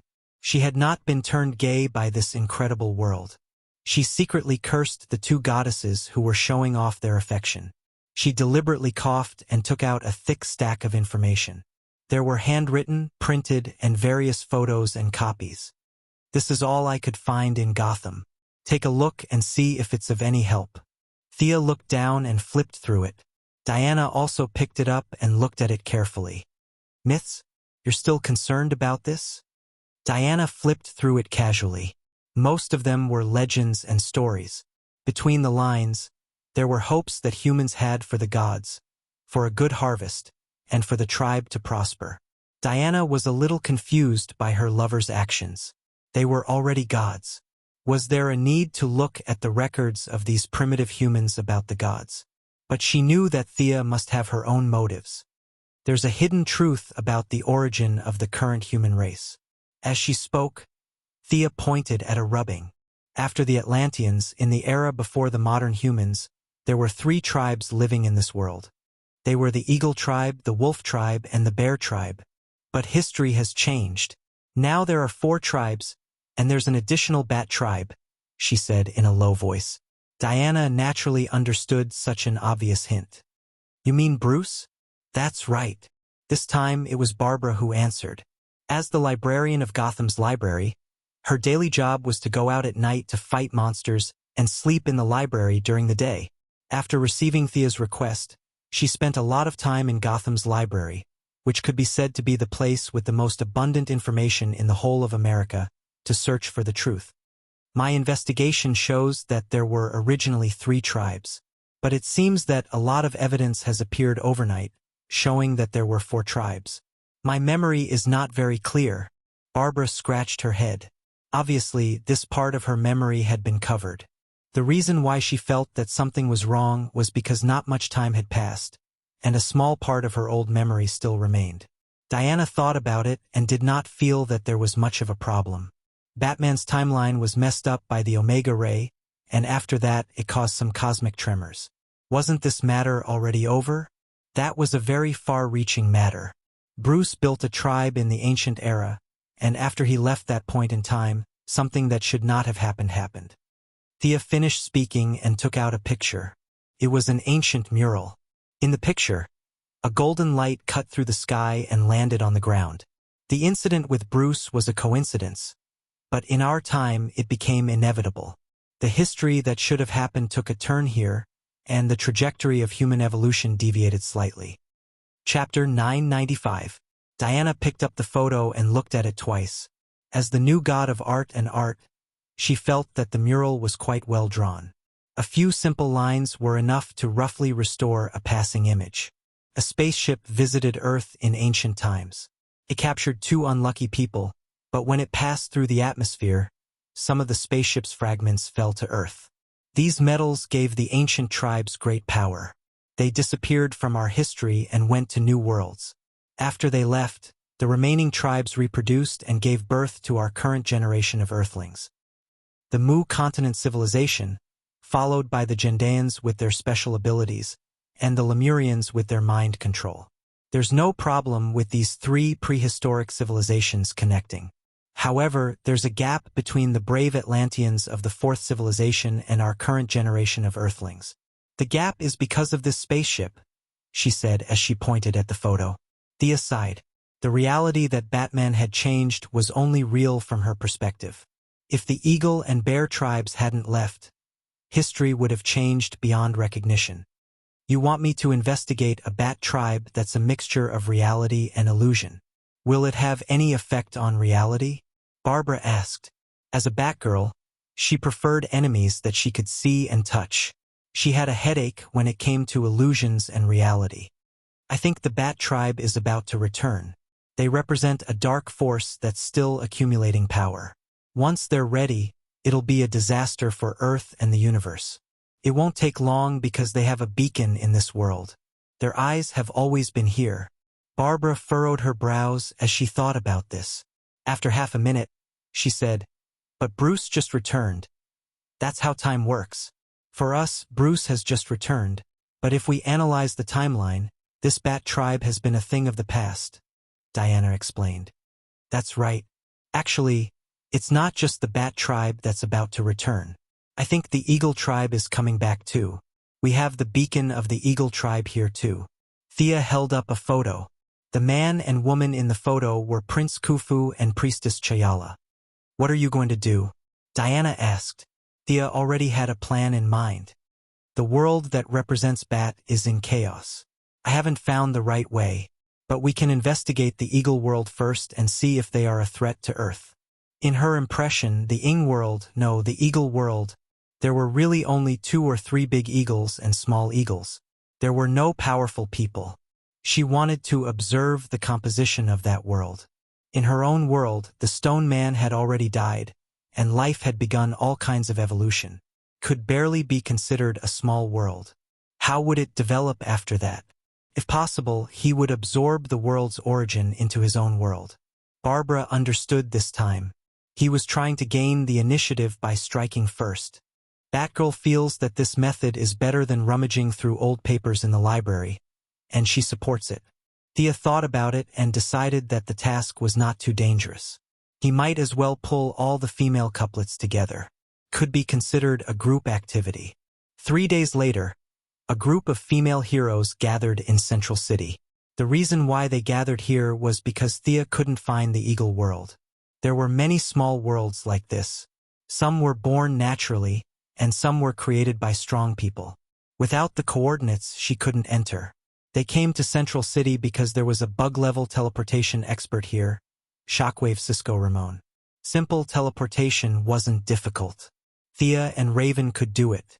Diana could do it with a little effort. But to sense the destination, Cisco's ability was needed. Shockwave's ability to search and open doors was very powerful. It was just that this guy was limited by his physical fitness and hadn't developed it. Since the cutting-edge technology laboratory was blown up by Scarface, this small apartment was now the Lightning Squad's on-site command center. Cisco and Caitlin's boss had run away. Naturally, no one paid them. Ayers was still giving birth in the 30th century. Even if she came back, it would be useless. She had already quit her job. Wally West was unemployed and didn't have much money. As for Bart Allen, he was a proper child labor. No one dared to hire him. Such a large group of people had to rely on Barry's meager salary at the Central City Police Station to survive. It seemed quite miserable. Considering that there were still some battles in the Eagle world, Felicity, who had no combat power, was left on Earth. Batwoman, who had announced her retirement, and the Sea King's friends Yavala and Cassina, who were living in seclusion, weren't there. The remaining female heroes were all here. Thea, Diana, Supergirl, Batwoman, Catwoman, Green Arrow, Starchaser, Wonder Girl, Black Canary, Zatanna, Blazing Ice, who was about to be turned gay in the International Union, Frost Killer Caitlin, Sea King's wife Mira, Superman's wife Louise, Cassandra, Raven, and the new female Green Lantern, Jessica. There were a total of 18 female heroes. There was also Pandora, who had been very close to them and had even experienced many ancient legends. There were also the landmark characters of this operation, Hawkman and Hawkgirl, Kendra Sanders, who were now called Carter Hall. I'm going to take a stroll on the streets. There seems to be a fire on East Street. This group of people, especially a group of women, made Flash run away immediately. Psyker wanted to leave too, including Pandora and Hawkgirl. A total of 20 fully armed women were looking at him with swords and shields. What was going on? After so many years of experience, he, who now had a somewhat stable temperament, was instantly stunned. Swoosh! Hawkgirl took out her hammer. This hammer was 2 times smaller than when she was in the Purple Lantern Corps. In the past, it was like smashing a watermelon. Now, it could only smash a nail. Psyker was so shocked that he almost jumped up. What was this woman trying to do? Caitlin, Thea, and the others held back their laughter and told him what happened. Ancient civilization. The high-class term instantly attracted Psyker's interest. He really wanted to go and take a look. But there were 20 women and he was a man. It seemed a little strange. Let's go together. There should be many ancient ruins there. Hawkman persuaded him very sincerely. Psyker only then noticed that there was another man with an off-the-charts IQ. He quickly understood what Hawkman was trying to say. This guy also felt that there were too many women and wanted to bring him along as a companion. After thinking for a while, his curiosity about the prehistoric civilization finally overcame his awkwardness. It should be fine if he was thick-skinned. He comforted himself. Thea quickly told him about the mission. Using this metal to find a different dimension? After getting a definite answer, he closed his eyes and began to search. Chapter 996. Psyker looked up and asked Thea with uncertainty, "I think there's a piece in Gotham?" Needless to say, Milady could guess that Batman must have used some technological method to retrieve a large piece of end metal from Hawkgirl's hammer. She had kept Hawkman's original hammer for herself and left it in the underworld for the Deathstorm to study. Thea had originally given the couple a hammer, but it seemed like Batman had taken a lot of it. Hawkman and Hawkgirl could not have used just one hammer. They must have smelted it again and split it into 2 to create this small hammer. It really was a hammer. Thea felt that Psyker had probably seen Batman in the shockwave. She waved her hand to tell him not to worry about these small details and to continue the search. Leaving Earth, the search area increased, and his stamina consumption increased. He had to stop and rest from time to time. Thea spun her emotion ring and gave Psyker a lot of emotion of hope. Diana also used some of her god power of perseverance. With the help of their abilities, the search sped up. "No, I can sense them, but there seems to be something between them," Psyker said with a frown. "There's a barrier? Do they need some blood as a guide? Or do they need something like a password to open the door?" Thea tried a few possibilities and flipped through the information in an attempt to find this password. She even took some blood from Hawkgirl's wrist. Unfortunately, it did not work. The big lowly raven suddenly interrupted. "Could it be that they need to open the portal at a special location?" Thea felt that what she said made sense. She seemed to be overthinking things. Raven puffed out her tiny chest, looking proud of herself. After thinking about it, Thea felt that it was most likely the case. How high could the ancient tribesmen be in magic? It was most likely a small world created by a few shaman priests from a few tribes working together with some ancient gods. There was a fundamental difference between creating a world and creating one. Creation must be made out of nothing, and the impossible must be made possible. Creating a new world was much simpler. It was similar to the new continent that she had created back then. Starting from the real world, borrowing part of the rules of the real world, and relying on the material world, their entrances and exits would definitely be in a special place. He quickly flipped through the information and found the last place where the 3 tribes disappeared. Peru. He led everyone to a rainforest. The signal is very strong. I think I found it. There's a lot of metal there. After half an hour, Psyker finally had some good news. Thea asked him to open the portal and sent his spiritual power into it to investigate. After 2 minutes, she shook her head. That world is already barren. I'm afraid there are no signs of life. The first search ended in failure. After a short break, the second search began. The second time, the target was still not the Eagle world. It seemed to be attacked by the turbulent flow of energy, and it was impossible for any life to survive. When the portal opened for the third time, she tested it and finally smiled. There's life there. Everyone, get ready. Let's go. After finding their target, everyone packed up their equipment. Diana took the lead and Thea brought up the rear. Everyone walked into the portal one by one. This was a world with dense vegetation. Towering trees could be seen everywhere. Scattered light shone through the shade of the trees and scattered messily on the ground. The few of them looked into the distance and found that there were rare life forms moving around in the treetops. They had wings on their backs and could fly freely. Wings were not the only reason they could fly. Another reason was that the gravity here was lighter than on Earth. 2/3 of Earth's gravity here. Psyker was just about to express his feelings when Barbara, who was on the other side, checked the various data through her wristwatch. Barbara was using the Bat family's equipment to check this world. Psyker pursed his lips. If he had known, he would have brought some equipment over as well. However, his equipment was not as small and portable as the Bat family's. The space here is not big. It's about the same as Iceland in the real world. Most of the life forms are there. Thea also looked at the entire world and quickly found their target. Following her finger, the heroines saw a huge floating island in the sky above the treetops and between the clouds. Why did they abandon Earth and come here? Supergirl was puzzled.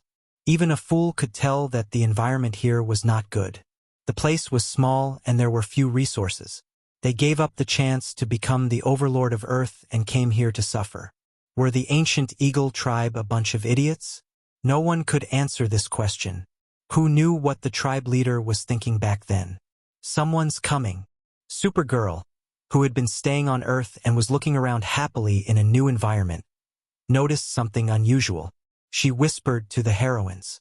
She did not think that the 2 newcomers would be much of a threat to the heroines. The truth was more or less the same. 2 men with wings on their backs appeared in front of the heroines. Their clothes were very simple and crude. They were muscular and had unknown patterns drawn on their faces. One of them held a spear while the other held a stone axe. The heroines automatically looked at the Eagle Hero and Eagle Girl. Their appearance was similar to yours. You've arrived at your home. Look, your fellow countrymen are here to pick you up. The 2 men chattered for a while. They also saw the Eagle Hero and Eagle Girl. Their clothes and weapons were better than theirs. No matter how small the hammer was, it was still a metal hammer, unlike them who were still holding stone weapons.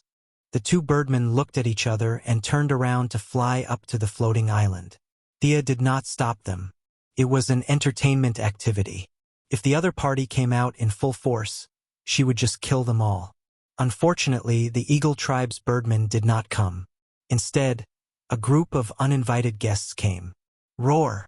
The roars of wild beasts spread through the forest. Countless figures appeared in the dense forest.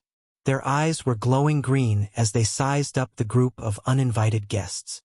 I feel like they don't have any good intentions.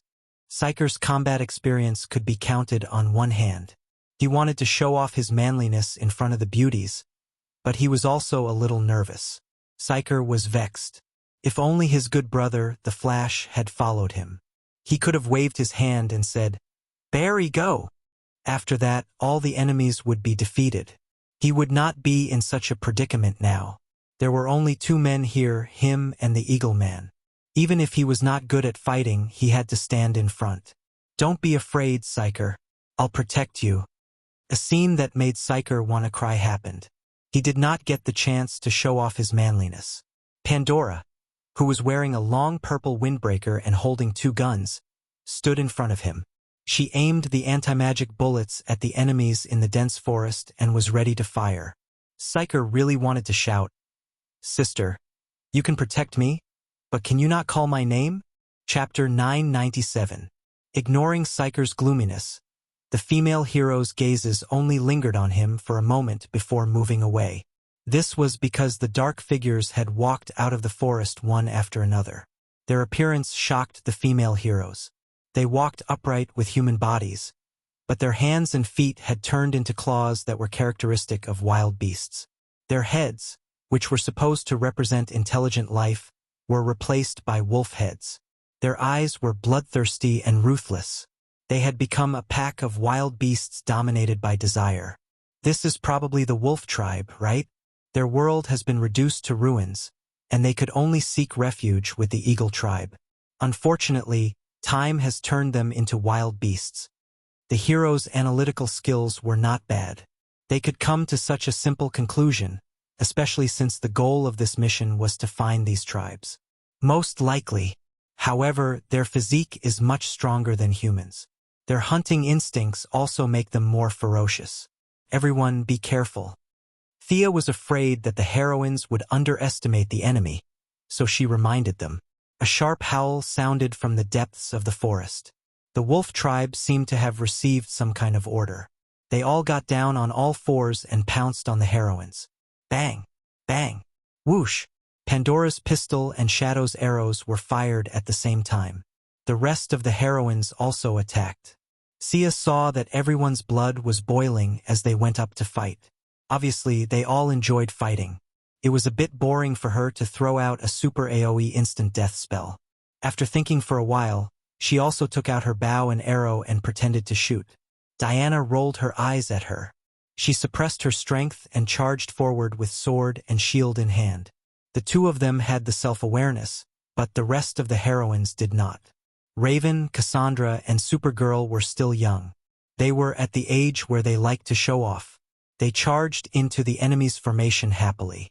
Dark flame blasted away more than 10 werewolves. Supergirl grabbed one of the unlucky werewolves in her hand and curled it up like she was bowling. She then threw it out with a bang, smashing another group of werewolves along the way. Cassandra searched among the enemies and soon found a tall werewolf who was a head taller and more muscular than the surrounding werewolves. The wolf's skin was grayish-black, and only this werewolf's skin was glowing white, like a leader. Cassandra's eyes were full of fighting spirit. Without saying a word, she swept her leg straight at the werewolf's head. The werewolf raised his arm to block and clawed at Cassandra's heart. The big lowly did a somersault and kicked the werewolf's jaw. One was fast and the other was ruthless. After 7 or 8 moves, there was no clear winner. Barbara had always intended for Cassandra to take over her name and become the new Batgirl. Seeing that she was challenging a strong enemy, she stood at the side worriedly. Blazing Fire Beatrice and Icy Frost Dora, the former best friends, were now developing in the direction of a couple. One of them was fire and the other was ice, and their cooperation could be said to be tacit. It wasn't difficult for the heroines to deal with a group of unarmed werewolves. Having superpowers and not having superpowers were two different concepts. The werewolves' physical enhancements couldn't erase the difference in strength between the two sides. Among all the dazzling skills, there was one person who attracted the most attention. Louise Ryan, or perhaps it should be called Louise Ryan Kent. In Thea's view, Louise had far surpassed her own height in the original spacetime. She had accumulated her potential for a long time and finally had a chance to explode. The blue psychokinesis turned into substance. Flight, telekinesis, invisible force field, telekinesis impact. Other than her lack of combat experience, if Louise could exert all her strength at this time, she wouldn't be much inferior to the 3 super queens on Earth. A group of famous heroines dealing with a group of passers-by was obviously easy. When Cassandra kicked the tall werewolf, the battle came to an end. The werewolf's clothes didn't cover their bodies, and the most important thing was that they stank. Looking at their low intelligence, there was nothing to ask. Thea waved her hand and teleported everyone to the floating island in the distance. If the Eagle world was as big as Iceland, then this floating island was at most the size of a park. Unlike the werewolves who didn't cover their bodies and turned into beasts, there was still a hint of civilization here. There were all kinds of containers, huts that were so crude that even African refugees wouldn't want to live in them. Of course, there were also people. An old winged man looked at the group of heroines who suddenly appeared in front of him in panic. The old winged man mumbled something, but no one understood. Even the eagle men and eagle girls found it familiar, but they still couldn't understand. Thea raised her hand and cast an all-night language that covered the entire eagle world. She had her pride and didn't need to understand the language of these people, as long as they understood her language. As for whether this magic would make the people of the eagle world forget their original language if it existed for too long, she didn't care. The strength of this world wasn't high. Even with the support of N-Metal, they were still a bunch of weaklings. Thea could beat the entire eagle world with just her projection. Now that her real body was here, it was like a god had descended to Earth. The Empress enemy. This time, they finally heard what the old winged man said, but his language was very simple. He kept repeating words like, Empress and enemy. Who's the Empress he's talking about? Barbara imitated Batman's analysis. Thea smiled and pointed not far away. The answer you want is flying over. Wings that blotted out the sky quickly flew in front of them. There were more than 300 winged people, and they were fully armed. The spears, shields, and short swords in their hands were more or less mixed with N-Metal, but the metal purity here was very low. It looked like their bodies were only slightly taller than modern people. The leader was a female winged person. She wore a golden mask that covered her entire face. Around her neck was a pure gold necklace. She wore a bright red dress and a pair of huge golden wings on her back. As the woman appeared, the winged people around her shouted, "The Empress! The Empress! The wingless outsiders!" Before the Empress could finish her words, she felt a huge pressure on her body. She tried to maintain her body, but no matter how hard she tried, she couldn't control her body and fell to the ground. When her feet touched the ground, she was a little surprised. How many years had it been? How many years had it been since she used her feet to support her body? It wasn't just her. All the winged people, from the guards to the civilians, landed on the ground without exception. No one was a fool. She naturally understood that this was the doing of these outsiders. The golden mask blocked her vision, but the N-Metal gave her the ability to see through things. She could see that there was a flow of energy that had pulled her and her clansmen down. "You're too rude," she said through gritted teeth. Chapter 998. Is that so? You're the one who's rude when you're high and mighty, Thea said nonchalantly. How dare you put on airs in front of the goddess of death? You're lucky I didn't make you kneel on the ground. At the same time, Thea was also muttering in her heart.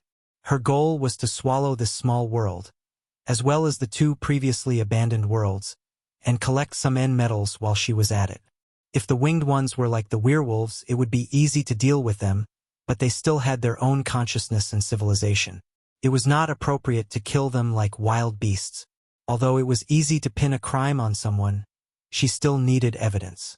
Just as she was wondering if she should frame them, Starchaser made a discovery. Over there, that seems to be an ordinary person. They looked in the direction she pointed. Wasn't that right? An unconscious man was locked in an iron cage. He had no wings, and most importantly, he was wearing a pair of jeans. An Earthling? They had a spatial rift here and could go to Earth to capture humans. The few who were good at spatial magic quickly analyzed this fact. How did this person come here? What are you going to do with him? Thea pointed at the man in the cage and asked the Winged Queen. The Winged Queen sneered in her heart. Do I have to answer just because you asked? Why are the outsiders so naive? You're dreaming. How can I tell you the truth when you're asking me such a straightforward question? However, she was shocked by what she said next. Of course we'll skin and bleed him as a sacrifice to the eagle god. It's a celebration held once every 10 years. It represents our devout faith, she said without hesitation. Such sensational words instantly ignited the heroines. Such an evil act made them all emotional. Supergirl saw Thea nod and rushed out. The Winged Queen was naturally the one who told Thea the truth. Her psychological defense was too weak. She spoke her mind after being provoked a little. This saved them a lot of trouble. Skinning and killing people were evil acts. Moreover, Thea didn't feel anything about the eagle god that she mentioned. It was most likely a god that she made up to satisfy her bloodthirst. After a long time, she even believed that there was such a god waiting for her to sacrifice.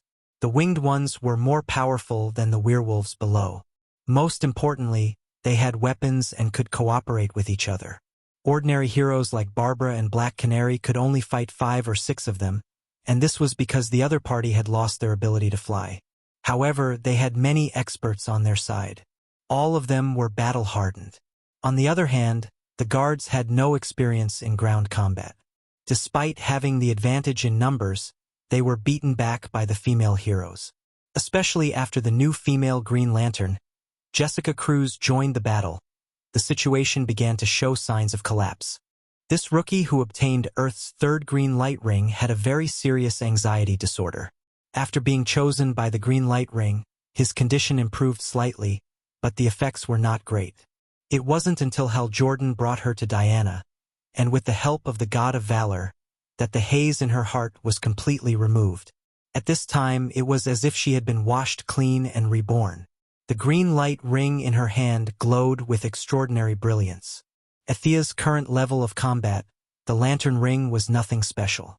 However, it was an invincible existence in a primary or intermediate level battle. The stronger the conviction, the stronger the lantern ring's manifestation.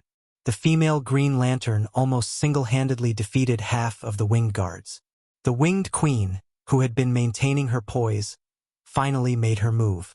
The Golden Claw shattered Jessica's manifestation with a single blow. After that, it did not stop and went for the throat of the new Green Lantern. Clang! Her attack was blocked by a small hammer. When the weapons of both sides collided, the Queen let out a soft cry of surprise. She first looked at the other party's weapon. The metal had been integrated into every aspect of their lives. She was all too familiar with this metal. This was a piece of metal that had not been contaminated. In the eyes of the Winged Queen, the purity of this hammer was not inferior to the last few pieces of pure metal in the tribe. How could an outsider have the metal of her tribe? Supposedly, they had already plundered it clean before they rushed to this world. The Winged Queen looked at the Hawk Girl who blocked her attack with doubt. A winged person? A winged person with a metal weapon? Who are you? With Thea's language proficiency, both sides could understand each other's language. The Winged Queen felt that the other party was strange. The Hawk Girl and Hawkman also felt the same. After waking up, they thought that only the two of them had wings on their backs in the world. They did not expect that there were so many winged people in the world under their feet. All this showed that they were not alone, and this metal might be able to produce winged people in batches. Hawkman flew to the Hawk Girl, took off his helmet, and asked the Winged Queen, "Do you know me?" The Winged Queen felt that he was a little familiar, but her memory was very vague. For 1,500 years had passed, and the past had changed. Looking back occasionally was like looking at another life. "No, I don't know you." Memories came flooding in like a tide. The Winged Queen could no longer control the violence in her heart. She suddenly reached out, and her 5 fingers were like 5 sharp daggers, stabbing straight into Hawkman's chest. She wanted to dig out the enemy's heart. He was giving her a headache. It happened so suddenly. Fortunately, Hawkman had been wearing Horus's wristband and moved faster than all the winged people. At the critical moment, he took a step back and avoided the fate of being cut open. However, the metallized claws still scratched 5 bloody grooves on Hawkman's chest. Hawkman used memory kill and almost killed himself. Thea found it funny. Indeed, not everyone was destined to be the main character. The Winged Queen attacked with all her might like a madwoman. Her helmet, bracelet, and necklace were all made of N metals. The huge increase in attributes allowed her to suppress Hawkman and Hawkgirl alone. Pandora saw that they were in danger and immediately pulled out her gun to help. It was interesting. She knew Hawkman and Hawkgirl. When they were still Egyptian princes and priests, Pandora had been to Cairo. Unfortunately, the conversation back then was not pleasant. Pandora's theory of the 7 deadly sins was regarded as heresy and was directly expelled. Now that they met again in modern society after 4,500 years, they smiled at each other when they talked about the past. She had a good relationship with the two. Seeing that they were no match for the queen, she immediately helped. Pandora pulled out her gun to help. Psyker, who had been protected all this time, also hit the Winged Queen with shockwaves. 2 close-range fighters and 2 long-range fighters joined forces and barely stopped the Winged Queen. The rest of the superpowered people, Fire, Ice, Frostkiller, Raven, Zatanna, and Louise, began to pour energy magic on the Winged People guards. Thea continued to play with her bow and arrow. Diana was too lazy to fight enemies of this level. She also took out her bow and arrow, shooting at whoever was in danger. Yes, Diana also knew how to shoot. Chapter 999. Their equipment is the extraordinary metal you mentioned? Diana turned to ask Thea after shooting down a winged person guard with an arrow. Yes, the effect is amazing for ordinary people. Speaking of which, your archery skills have regressed. It's a pity that you lost Antiope's teaching. The battle in front of them wasn't that intense. So the young lady went off topic. The Valkyrie's face was a little red. Her archery skills were actually quite good. Even if she suppressed it to the level of an ordinary person, it wouldn't be a problem for her to win the championship in the Olympics. After all, she had trained hard with Antiope when she was young, but it depended on who she was competing with. If she didn't have talent in archery, then she didn't have talent. Unfortunately, the archery talent of the Quinn family had been maxed out. It was an ability that came with their bloodline. Although Sia had been slacking off, her archery skills were still better than hers. You win in archery.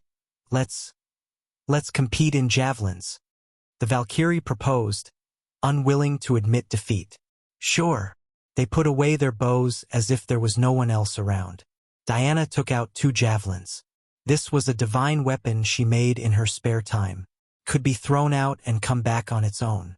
In addition to this function, it also had some special features such as sharpness, anti-magic, super long range, and double damage to wild beasts. However, these were all supplementary features. At their current level, they weren't worth mentioning. Whoosh, whoosh, whoosh. The sound of the javelins piercing through the air was constantly heard. The 2 goddesses took down an enemy with each javelin. In terms of skill, Diana was definitely better than Thea. The Assassin League didn't practice javelins at all. When the ninja masters were still hot-blooded youths resisting the Crusades, javelins were no longer used. Not to mention in modern society, except for professional athletes who would practice javelins. However, the Quinn family's long-range expertise was still useful. Plus, javelins weren't complicated. In the end, it ended in a draw. 1 win and 1 draw. Thea looked at Diana provocatively. She meant, "What do you think? Are you convinced?" Diana gritted her teeth to show that she wasn't convinced. She began to pick from her collection. She had to choose one to compete with and win at least 1 round. Suddenly, she saw something and her eyes lit up. Then she took out 2 strange ropes and each of them took one. What is this? Thea looked at it for a long time, but she couldn't tell what kind of weapon it was. It wasn't the lasso that Diana often used. Nor was it one of those indescribable props that the 2 of them used when sparring. Diana snorted. This is the oldest weapon. I spent a lot of time practicing it. After saying that, she demonstrated it to Thea on the spot. She reached out and brushed the surface of the lasso, and a stone the size of an egg appeared on the lasso. Then, she lifted the lasso high above her head and found a target. With a flick of her wrist, the stone flew out with inertia. Bang! A winged person guard was hit in the chest by a stone, and he fainted on the spot as if he had been hit by a truck. It's a catapult. How about you give it a try? Diana looked at Thea provocatively. The eldest Miss' expression changed drastically. Stone catapults? This thing had already been withdrawn from the battlefield during the era of the 300 Spartan warriors. Who would use such an obscure weapon? She gave Diana a look that said, "You win this time." She picked up the catapult nervously and imitated her. She found a target, spun 3 or 4 times, and threw it out with a whoosh. Unfortunately, the Quinn family's talent didn't work this time. The moment the stone left the lasso, it deviated from its trajectory. Thea watched as it flew further and further away, and finally flew over Supergirl's shoulder. Supergirl pouted and glared at her. Thea smiled apologetically like a Chinook cat. The result of the competition was self-evident. If one didn't spend some time practicing this catapult, they really couldn't play it. 1 win, 1 draw, and 1 loss. In the end, it was a draw. The 2 goddesses had a lot of fun, and the battle in the Eagle world ended with the heroine's victory. The winged person queen's mask was taken off. After wearing it for a long time, her facial features had regressed. Her eyes were small, her nose was flat, and her skin had a metallic luster. Eagle Man felt that she looked familiar, but Eagle Girl recognized this woman. "Don't you recognize her? She's the previous priestess of Chayala," Eagle Girl said expressionlessly. Under Hawkman's strange gaze, Hawkgirl continued, "Yes, it's my respected mother." The remaining heroines looked like onlookers, watching the reunion of mother and daughter. The winged person queen was still agitated, but with Thea's help, she quickly calmed down. With her narration, the secret history of mankind was finally unveiled. The winged person queen was Eagle Girl's mother, but their relationship was no different from that of a passerby. Chayala was the special name of their priestess. As long as one became a priestess, they would automatically use this name. Many countries and races in the world had this custom. Its meaning was nothing more than to prove that one was God's messenger, and that one was eternal and indestructible. Originally, Eagle Girl would follow the path of her predecessors and become her priestess. Then, she would choose one of her daughters to inherit the name of Chayala and become the next priestess. However, history changed, and an alien spaceship landed on Earth. The alien spaceship did not stay on Earth for too long. They either accidentally or intentionally captured Eagle Man and Eagle Girl. However, the spaceship seemed to have a problem with its piloting system. It liked to crash into planets with its hull. In the end, they crashed on Zamalin, the main planet of the Purple Lantern. Eagle Man and Eagle Girl were inexperienced ancient people. They were thrown on a deserted planet. No matter how much they cried for help, they could not eat metal. The 2 starved to death. After they died, they became the main energy source of the Purple Lantern because of love until the darkest night came. On Egypt's side, the Eagle tribe had always been hidden among the country's rulers. They realized the powerful effect of metal.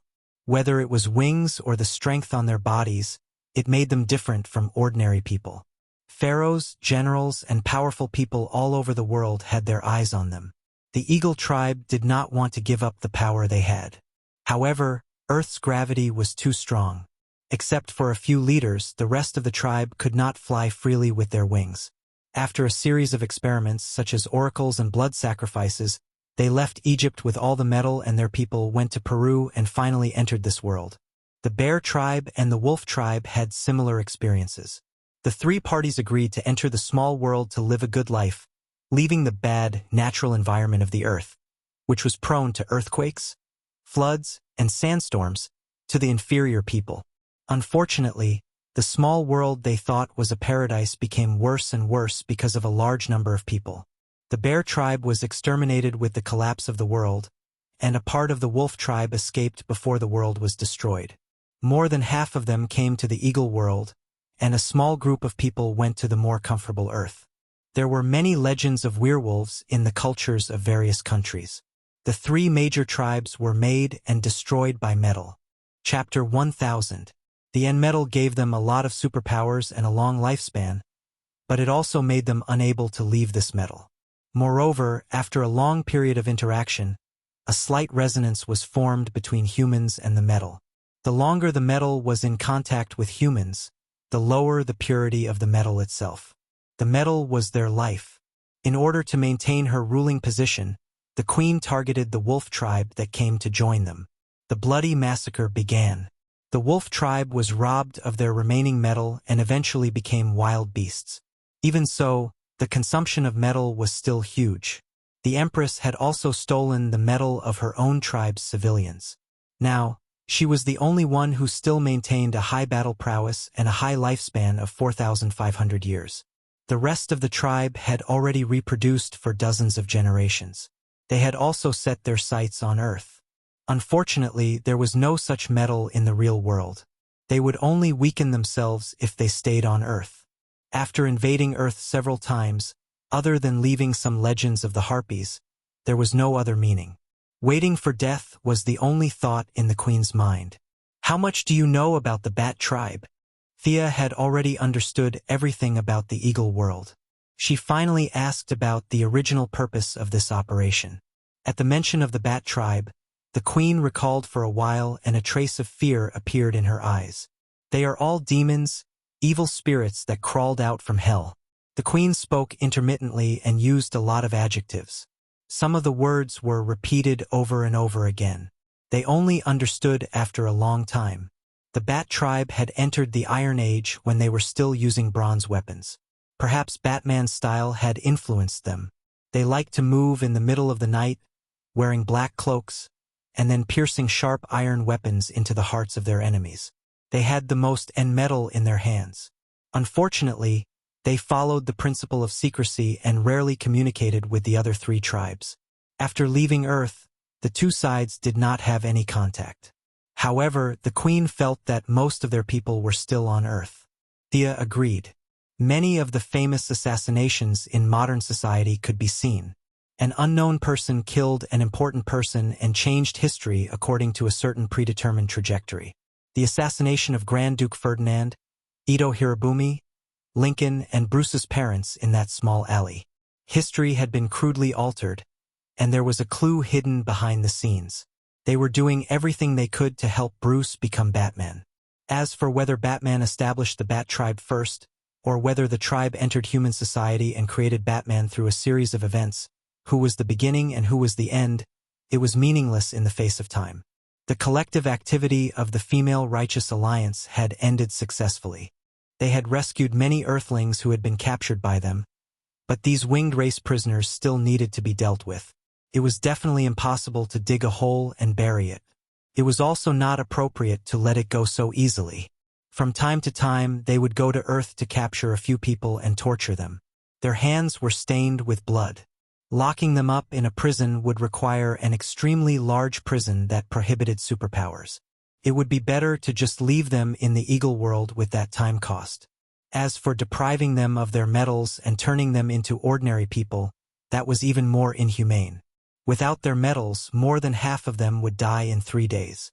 In the end, Louise made a suggestion to freeze them all and wait for humans to research the mysteries of metals. After that, the curse would be lifted and they would be sent to prison to serve their sentences. Thea vetoed this idea as it was too troublesome. She called Superman over and threw these winged race people, who looked very Kryptonian, into the Phantom Zone. Back then, Zod and Fiora had been thrown in there before. There was no concept of time there, and it was a good place for long-term imprisonment. After dealing with the winged race and the werewolves, Thea packed up all the resources of the Eagle world and took them away. The remaining metals had pitifully low purity, and only the few accessories on the Queen were barely acceptable. Looking at the pitiful Eagle Hero and Eagle Girl, Thea gave them a portion of the high-purity metals and gave some to Barbara for research. Thea did not care if she handed them over to Batman after the event. She kept more than half of the remaining metals for herself. Then, with a wave of her hand, she grabbed the world's origin and poured it into her own small world. She did not let go of the bear world and the wolf world, and each of them extracted a small group of sparkling and dazzling world origin. Among them, the bear world's origin was the smallest because the world had been destroyed for too long, and the origin was almost exhausted. The wolf world was slightly stronger, but there was a limit to it.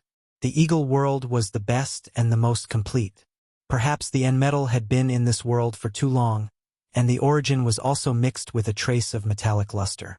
The three groups of origin were all transferred into her own world, and the area of the whole world doubled. Thea just looked at it and did not ask any more questions. At this time, the world was still a small world and had not evolved to the level of a universe. The whole world was still in the accumulation stage. When all the conditions were met, the world would begin to shrink and produce a complete Big Bang, and the world would be officially formed into a universe. The inspection of Earth was still in full swing. Moira introduced some new policies, such as exchanging guns for food. The reason was definitely not to ban guns. The excuse used by the White House was that old guns were easy to misfire, and for the safety of the general public, the old guns and ammunition were recycled.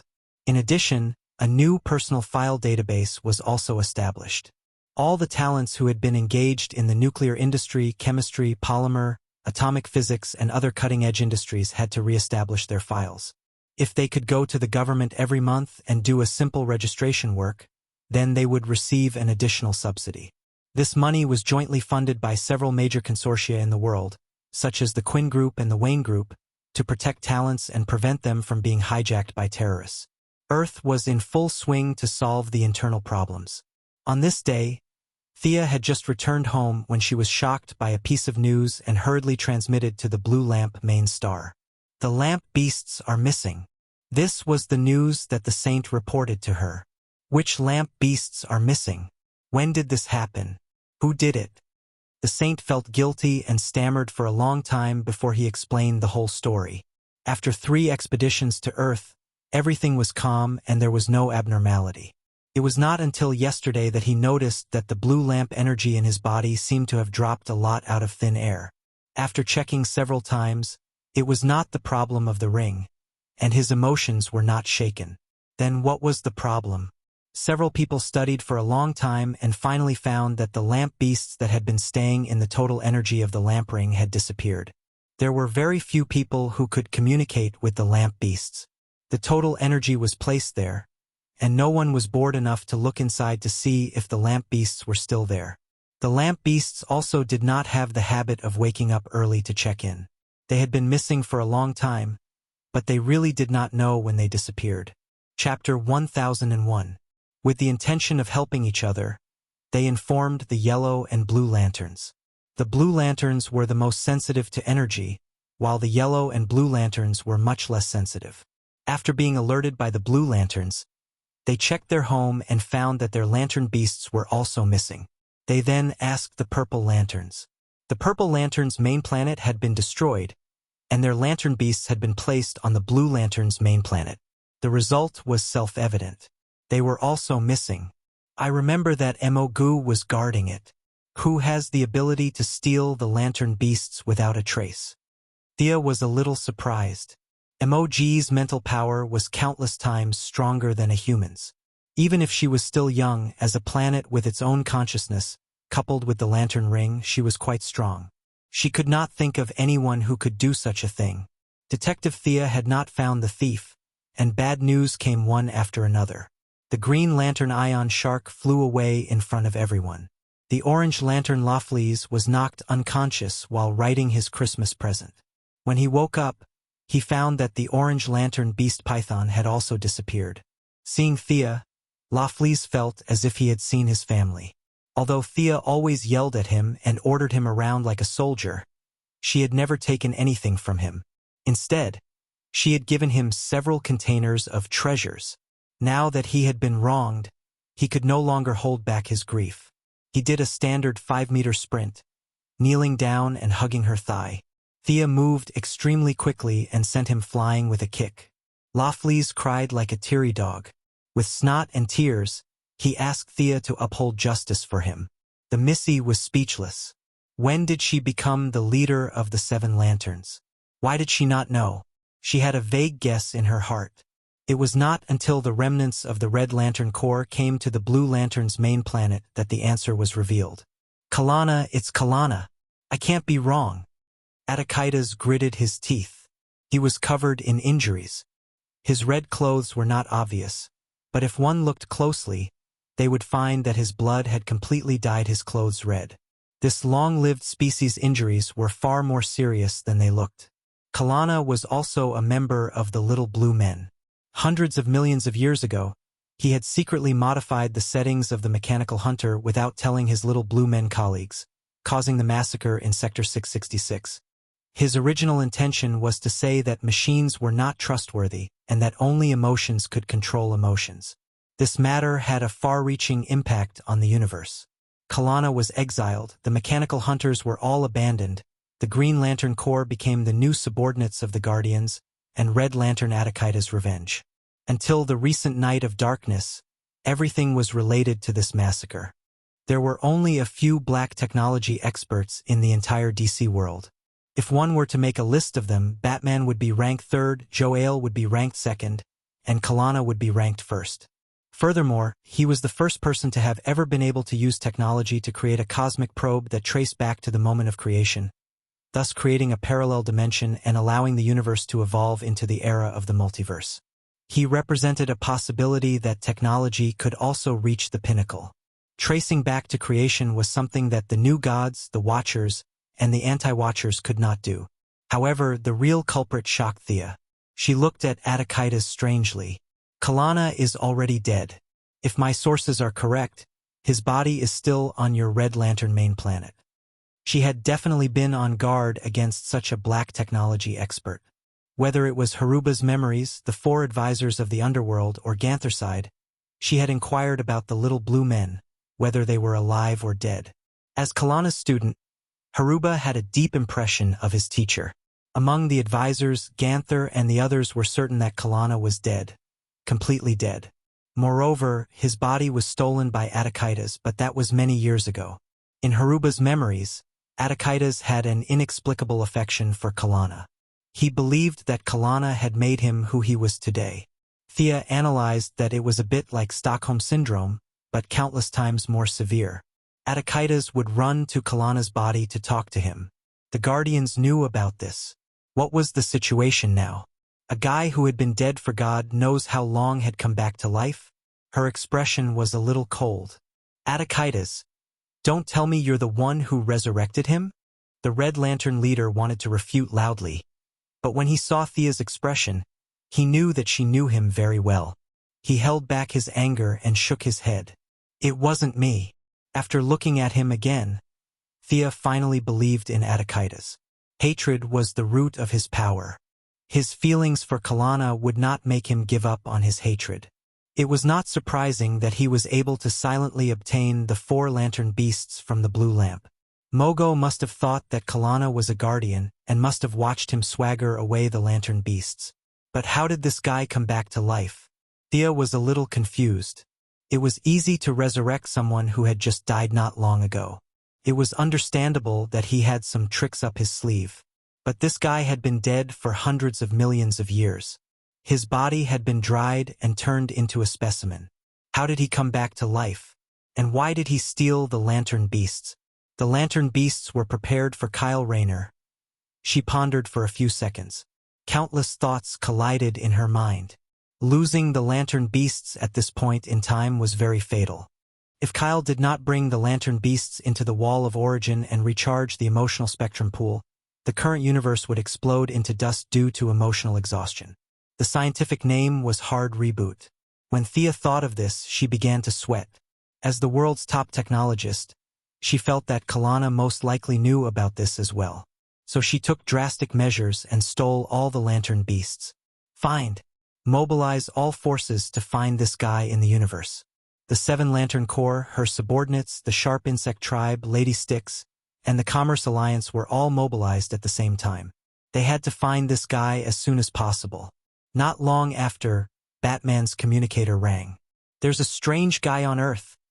Before Batman could finish, Thea interrupted him. There's a very, very big problem in the universe. I'll leave Earth to you. We'll talk after I'm done here. Okay. Batman hung up. After another 2 minutes, Diana's call also came. You should come over and take a look. This guy is different from the ones I've seen before. The Valkyrie spoke so seriously that Thea finally took it seriously. It wouldn't take much time to go over and take a look. She left the Blue Lantern main planet and returned to Earth. When she entered, she saw that everyone from the Righteous Alliance was there. She looked at Diana, Batman, and the others, waiting for someone to explain to her. What happened? A strange guy? Who was it? What's the matter? If it's not urgent, it's best to put it aside for now. There's a big crisis in the universe. She really didn't want to be involved now. Take a look. There's a strange guy outside the watchtower this morning. He's been observing us. He didn't speak or attack. Diana hurriedly explained to her. In fact, they didn't collect much information. Thea still cared about Diana. The universe crisis was not as important as Diana, at least in her heart. She took a look and looked up at the watchtower space base. What she saw almost made her jaw drop. She saw a guy with a big head, white eyes, and a thin neck. He looked like Papa Ma, but he was more than 10 times bigger than Papa Ma. He seemed to sense her gaze and looked at Thea. Of course, Papa Ma wasn't scary. Instead, he looked kind and approachable. This was all nonsense. The key was that Thea knew this guy. If she wasn't wrong, this guy was the Observer of Marvel World. Chapter 1002. The Observer came from the world of Marvel. This memory couldn't be wrong. They were the oldest race in Marvel. Unlike the little blue people in DC who didn't cause trouble every day, they had a promise to only observe and not participate. They were a neutral race to the extreme. But was there really a world of Marvel? Thea was confused. If she thought about it carefully, since there was a world of DC, then it wasn't too far-fetched to have a world of Marvel. Her worldview received 100 points of impact, and she quickly thought about the Observer's intentions for coming here. You know this guy? Is he also a friend of yours from the universe? Superman asked. Thea had a toothache, and her mouth tasted bitter. For the first time, she didn't know how to explain this matter. This was a character from outside the world. For Batman and Superman, there was no difference between the Observer, Guardian, and Watcher, but for someone of her level, it was a very serious matter. This meant that a hole had been pierced through the DC world, or else the Observer wouldn't have come here. An hour ago, she still couldn't think of anyone who could do this. Now, there was a 99% chance that it was Kalana. But what was the Observer observing here? Or who was he observing? Thea wanted to go up and ask, but she remembered that the Observer was famous for not talking and only recording. She probably wouldn't be able to get any inside information. Thea's gaze swept across the faces of the Alliance, and after checking twice, she seemed to have found something new. She gently exhaled, ran 2 steps, and pulled out a thin old man from the air beside Batman. Diana pulled out her sword, and Batman was also shocked. How did this guy silently hide beside him? He looked at Thea with a puzzled face, waiting for further explanation. The rest of the Alliance also looked at the old man. He was wearing a golden robe with silver embroidery at the corners. He looked very elegant, but his hair was a little messy, and his temperament was a little slippery. Even though the old man was discovered, he still looked at everyone sneakily. The slippery old man looked at everyone, and finally his eyes fell on Thea. "Little girl, you have good taste." Thea's face drooped as she sized him up from head to toe. His concealment technique was not bad, but there weren't many energy waves. This should be a projection. She asked with certainty, "You are Gao Tianzuan, right? How did you come to our universe?" He had originally wanted to use honorifics, but the old man's temperament was too terrible, making people unable to respect him from the bottom of their heart. She spoke vaguely, connecting everyone to the parallel universe or something. Only Diana had some doubts. Now, the Valkyrie could even fight her own father, Zeus, for hundreds of rounds. She was only one god's seed away from the multiverse level. She was no longer ignorant about the multiverse like before. But who was Gao Tianzuan? She didn't remember Thea telling her that there was such a person in the universe, but she was smart enough not to ask. "Ah, you do have good taste, I am Gao Tianzuan." The slippery old man put away his wretched appearance, as if he wanted to puff out his chest and raise his head to make himself look taller, but his acting was a little exaggerated. Thea covered her face. His long life had turned this guy into a clown. The real Gao Tianzuan had immortal life, immune to aging, diseases, and all physical attacks. At the same time, he also had unimaginable recovery abilities. He could also convert his own universal energy into levitation, projection, psychic ability, material reconstruction, time and space jump, and so on. Moreover, he had a powerful resurrection ability and could resurrect intelligent creatures that died within 30 minutes. Gao Tianzuan was a member of the Universal Presbyterian Church. It could be said that he was a person who couldn't be killed by conventional forces. At first, he was a wise and cold elder. As for how he became this clown today, it could only be said that he was too bored without any enemies for a long time. If he didn't find some entertainment for himself, he would be stupid. Thea didn't know how many times she sighed today. She pointed to Father Ma in the sky. The observer outside followed you here, right? By the way, what are you doing here? Gao Tianzuan's eyes flickered and finally stopped on Thea and Batman. Which one of you is the ruler of this universe? Or is this a democratic system? CEO? Elder? I do have something to say, but I don't know who to tell. Thea waved at him, indicating that he should talk to her. Gao Tianzuan's vision was still there, and he could see that Batman was extraordinary. Perhaps in his heart, Batman was more important than Diana. This was also the main reason why he had been hiding beside Batman to observe. Thea wasn't ready to reveal the connection. Batman was also stunned. He didn't have as much foresight as Thea, but he was good at observation and thinking.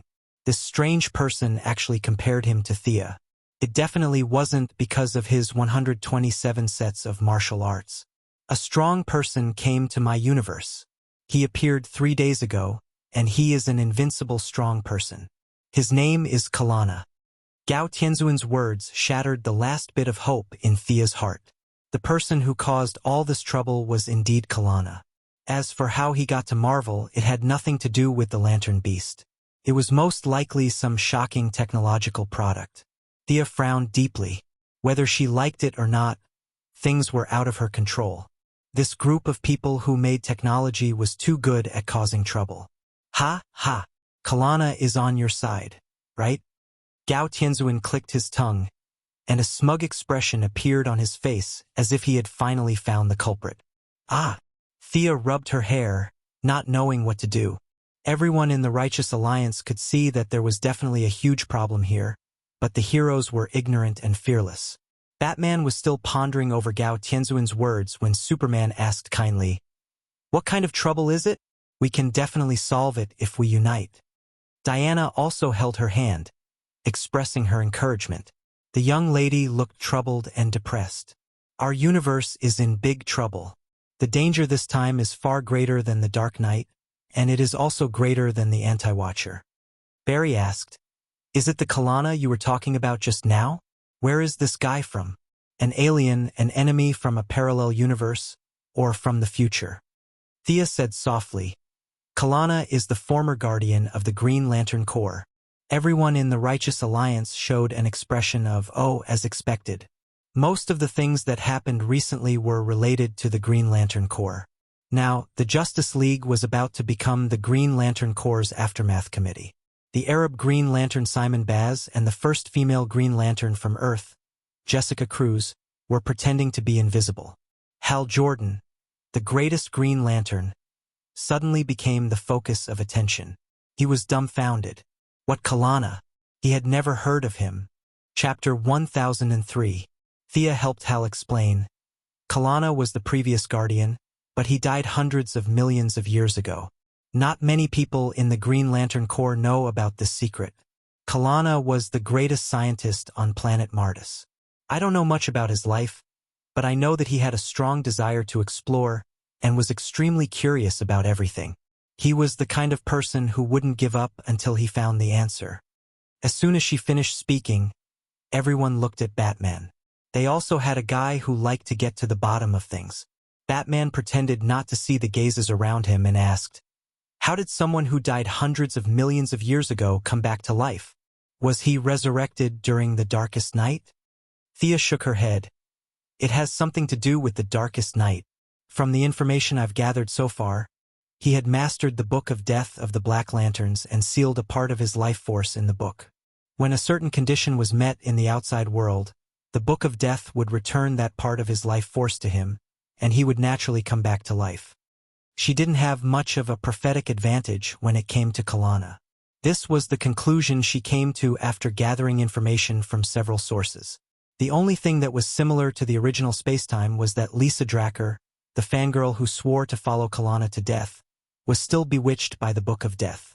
She was probably the one who found the Book of Death and resurrected Kalana. Not only did Kalana come back to life, but his goal was also so strong.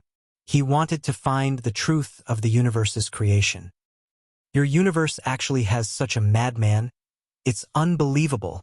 Gao Tianzuan, who had been pretending to be invisible, interjected naturally, as if he was very familiar with them. Batman nodded. Well, a mad scientist who seeks the truth. There are many people like that on Earth. I think I understand. And then there's today's story. This guy stole the 7 lantern beasts, broke through the space barrier, and went to another world. Let me introduce him to you. This old man is a member of the Universal Presbyterian Church, Gao Tianzuan. They are the first highly intelligent race to appear after the Big Bang. Thea introduced Gao Tianzuan.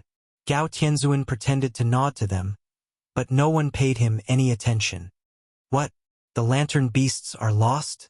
Plasma sharks are lost too? Hearing this news, Hal Jordan was shocked. Thea looked at him strangely. What happened to the promised green light leader? Those fellows saw that you were an Earthling and were easier to fool, so they used you as a shield. The rest of the people didn't think much of it. If they lost it, then so be it. What's the big deal? As for this mad scientist going to another universe, we can pay close attention to him. If he needs support, we can also provide it. It doesn't seem to be a very urgent matter. Diana was the one who knew Miss Thea the best. She knew that there must be something else. What danger will the disappearance of the lantern beasts cause to the universe? Thea couldn't tell them that the emotion pool was drying up and the universe was about to explode. Otherwise, she would have to explain the series of arrangements she made on Kyle. If the heroes knew that Kyle was going to sacrifice himself for the universe, they would definitely help. If 7 or 8 of them rushed into the Wall of Origin, where would she find the life equation? Fortunately, making up lies was a talent of the Quinn family. She said sadly, the lantern beasts represent an emotion in the universe. If they leave for too long, we will lose this emotion forever. Our universe will have no anger, no greed, no fear, no courage, no hope, no pity, and no love. I can't imagine that scene, she said sadly. Thea's lies were very convincing. She was the authority on the spectrum of emotions, and no one could refute her. Several people also wore lantern rings during the dark night. There were 3 in front of the green light, and Batman still had the yellow light ring in his pocket. It was not impossible to accept the materialization of emotions.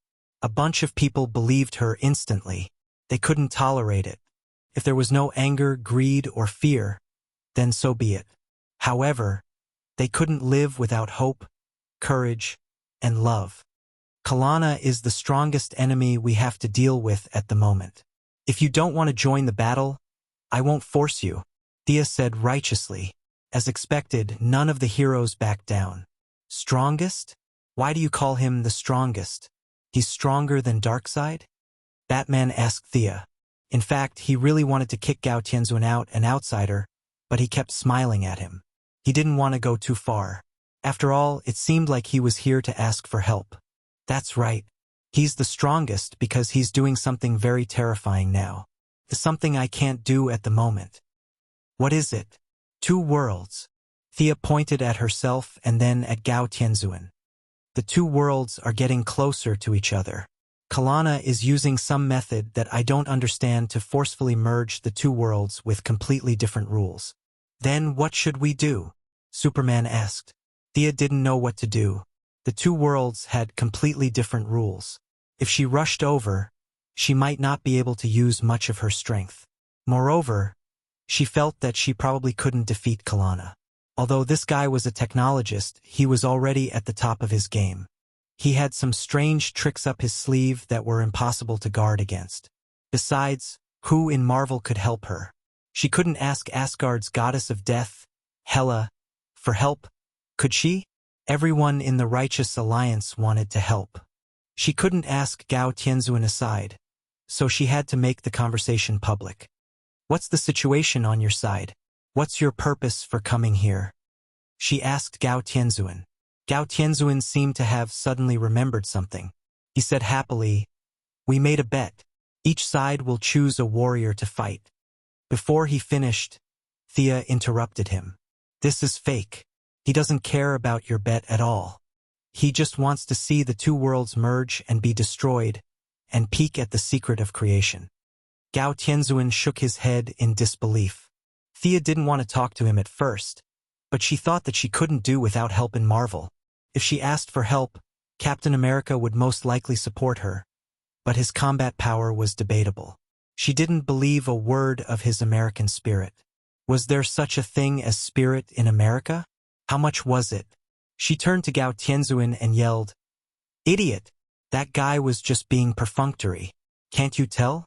When the two universes merge, everything you have will be changed beyond recognition. You're the only one who still cares about the bet.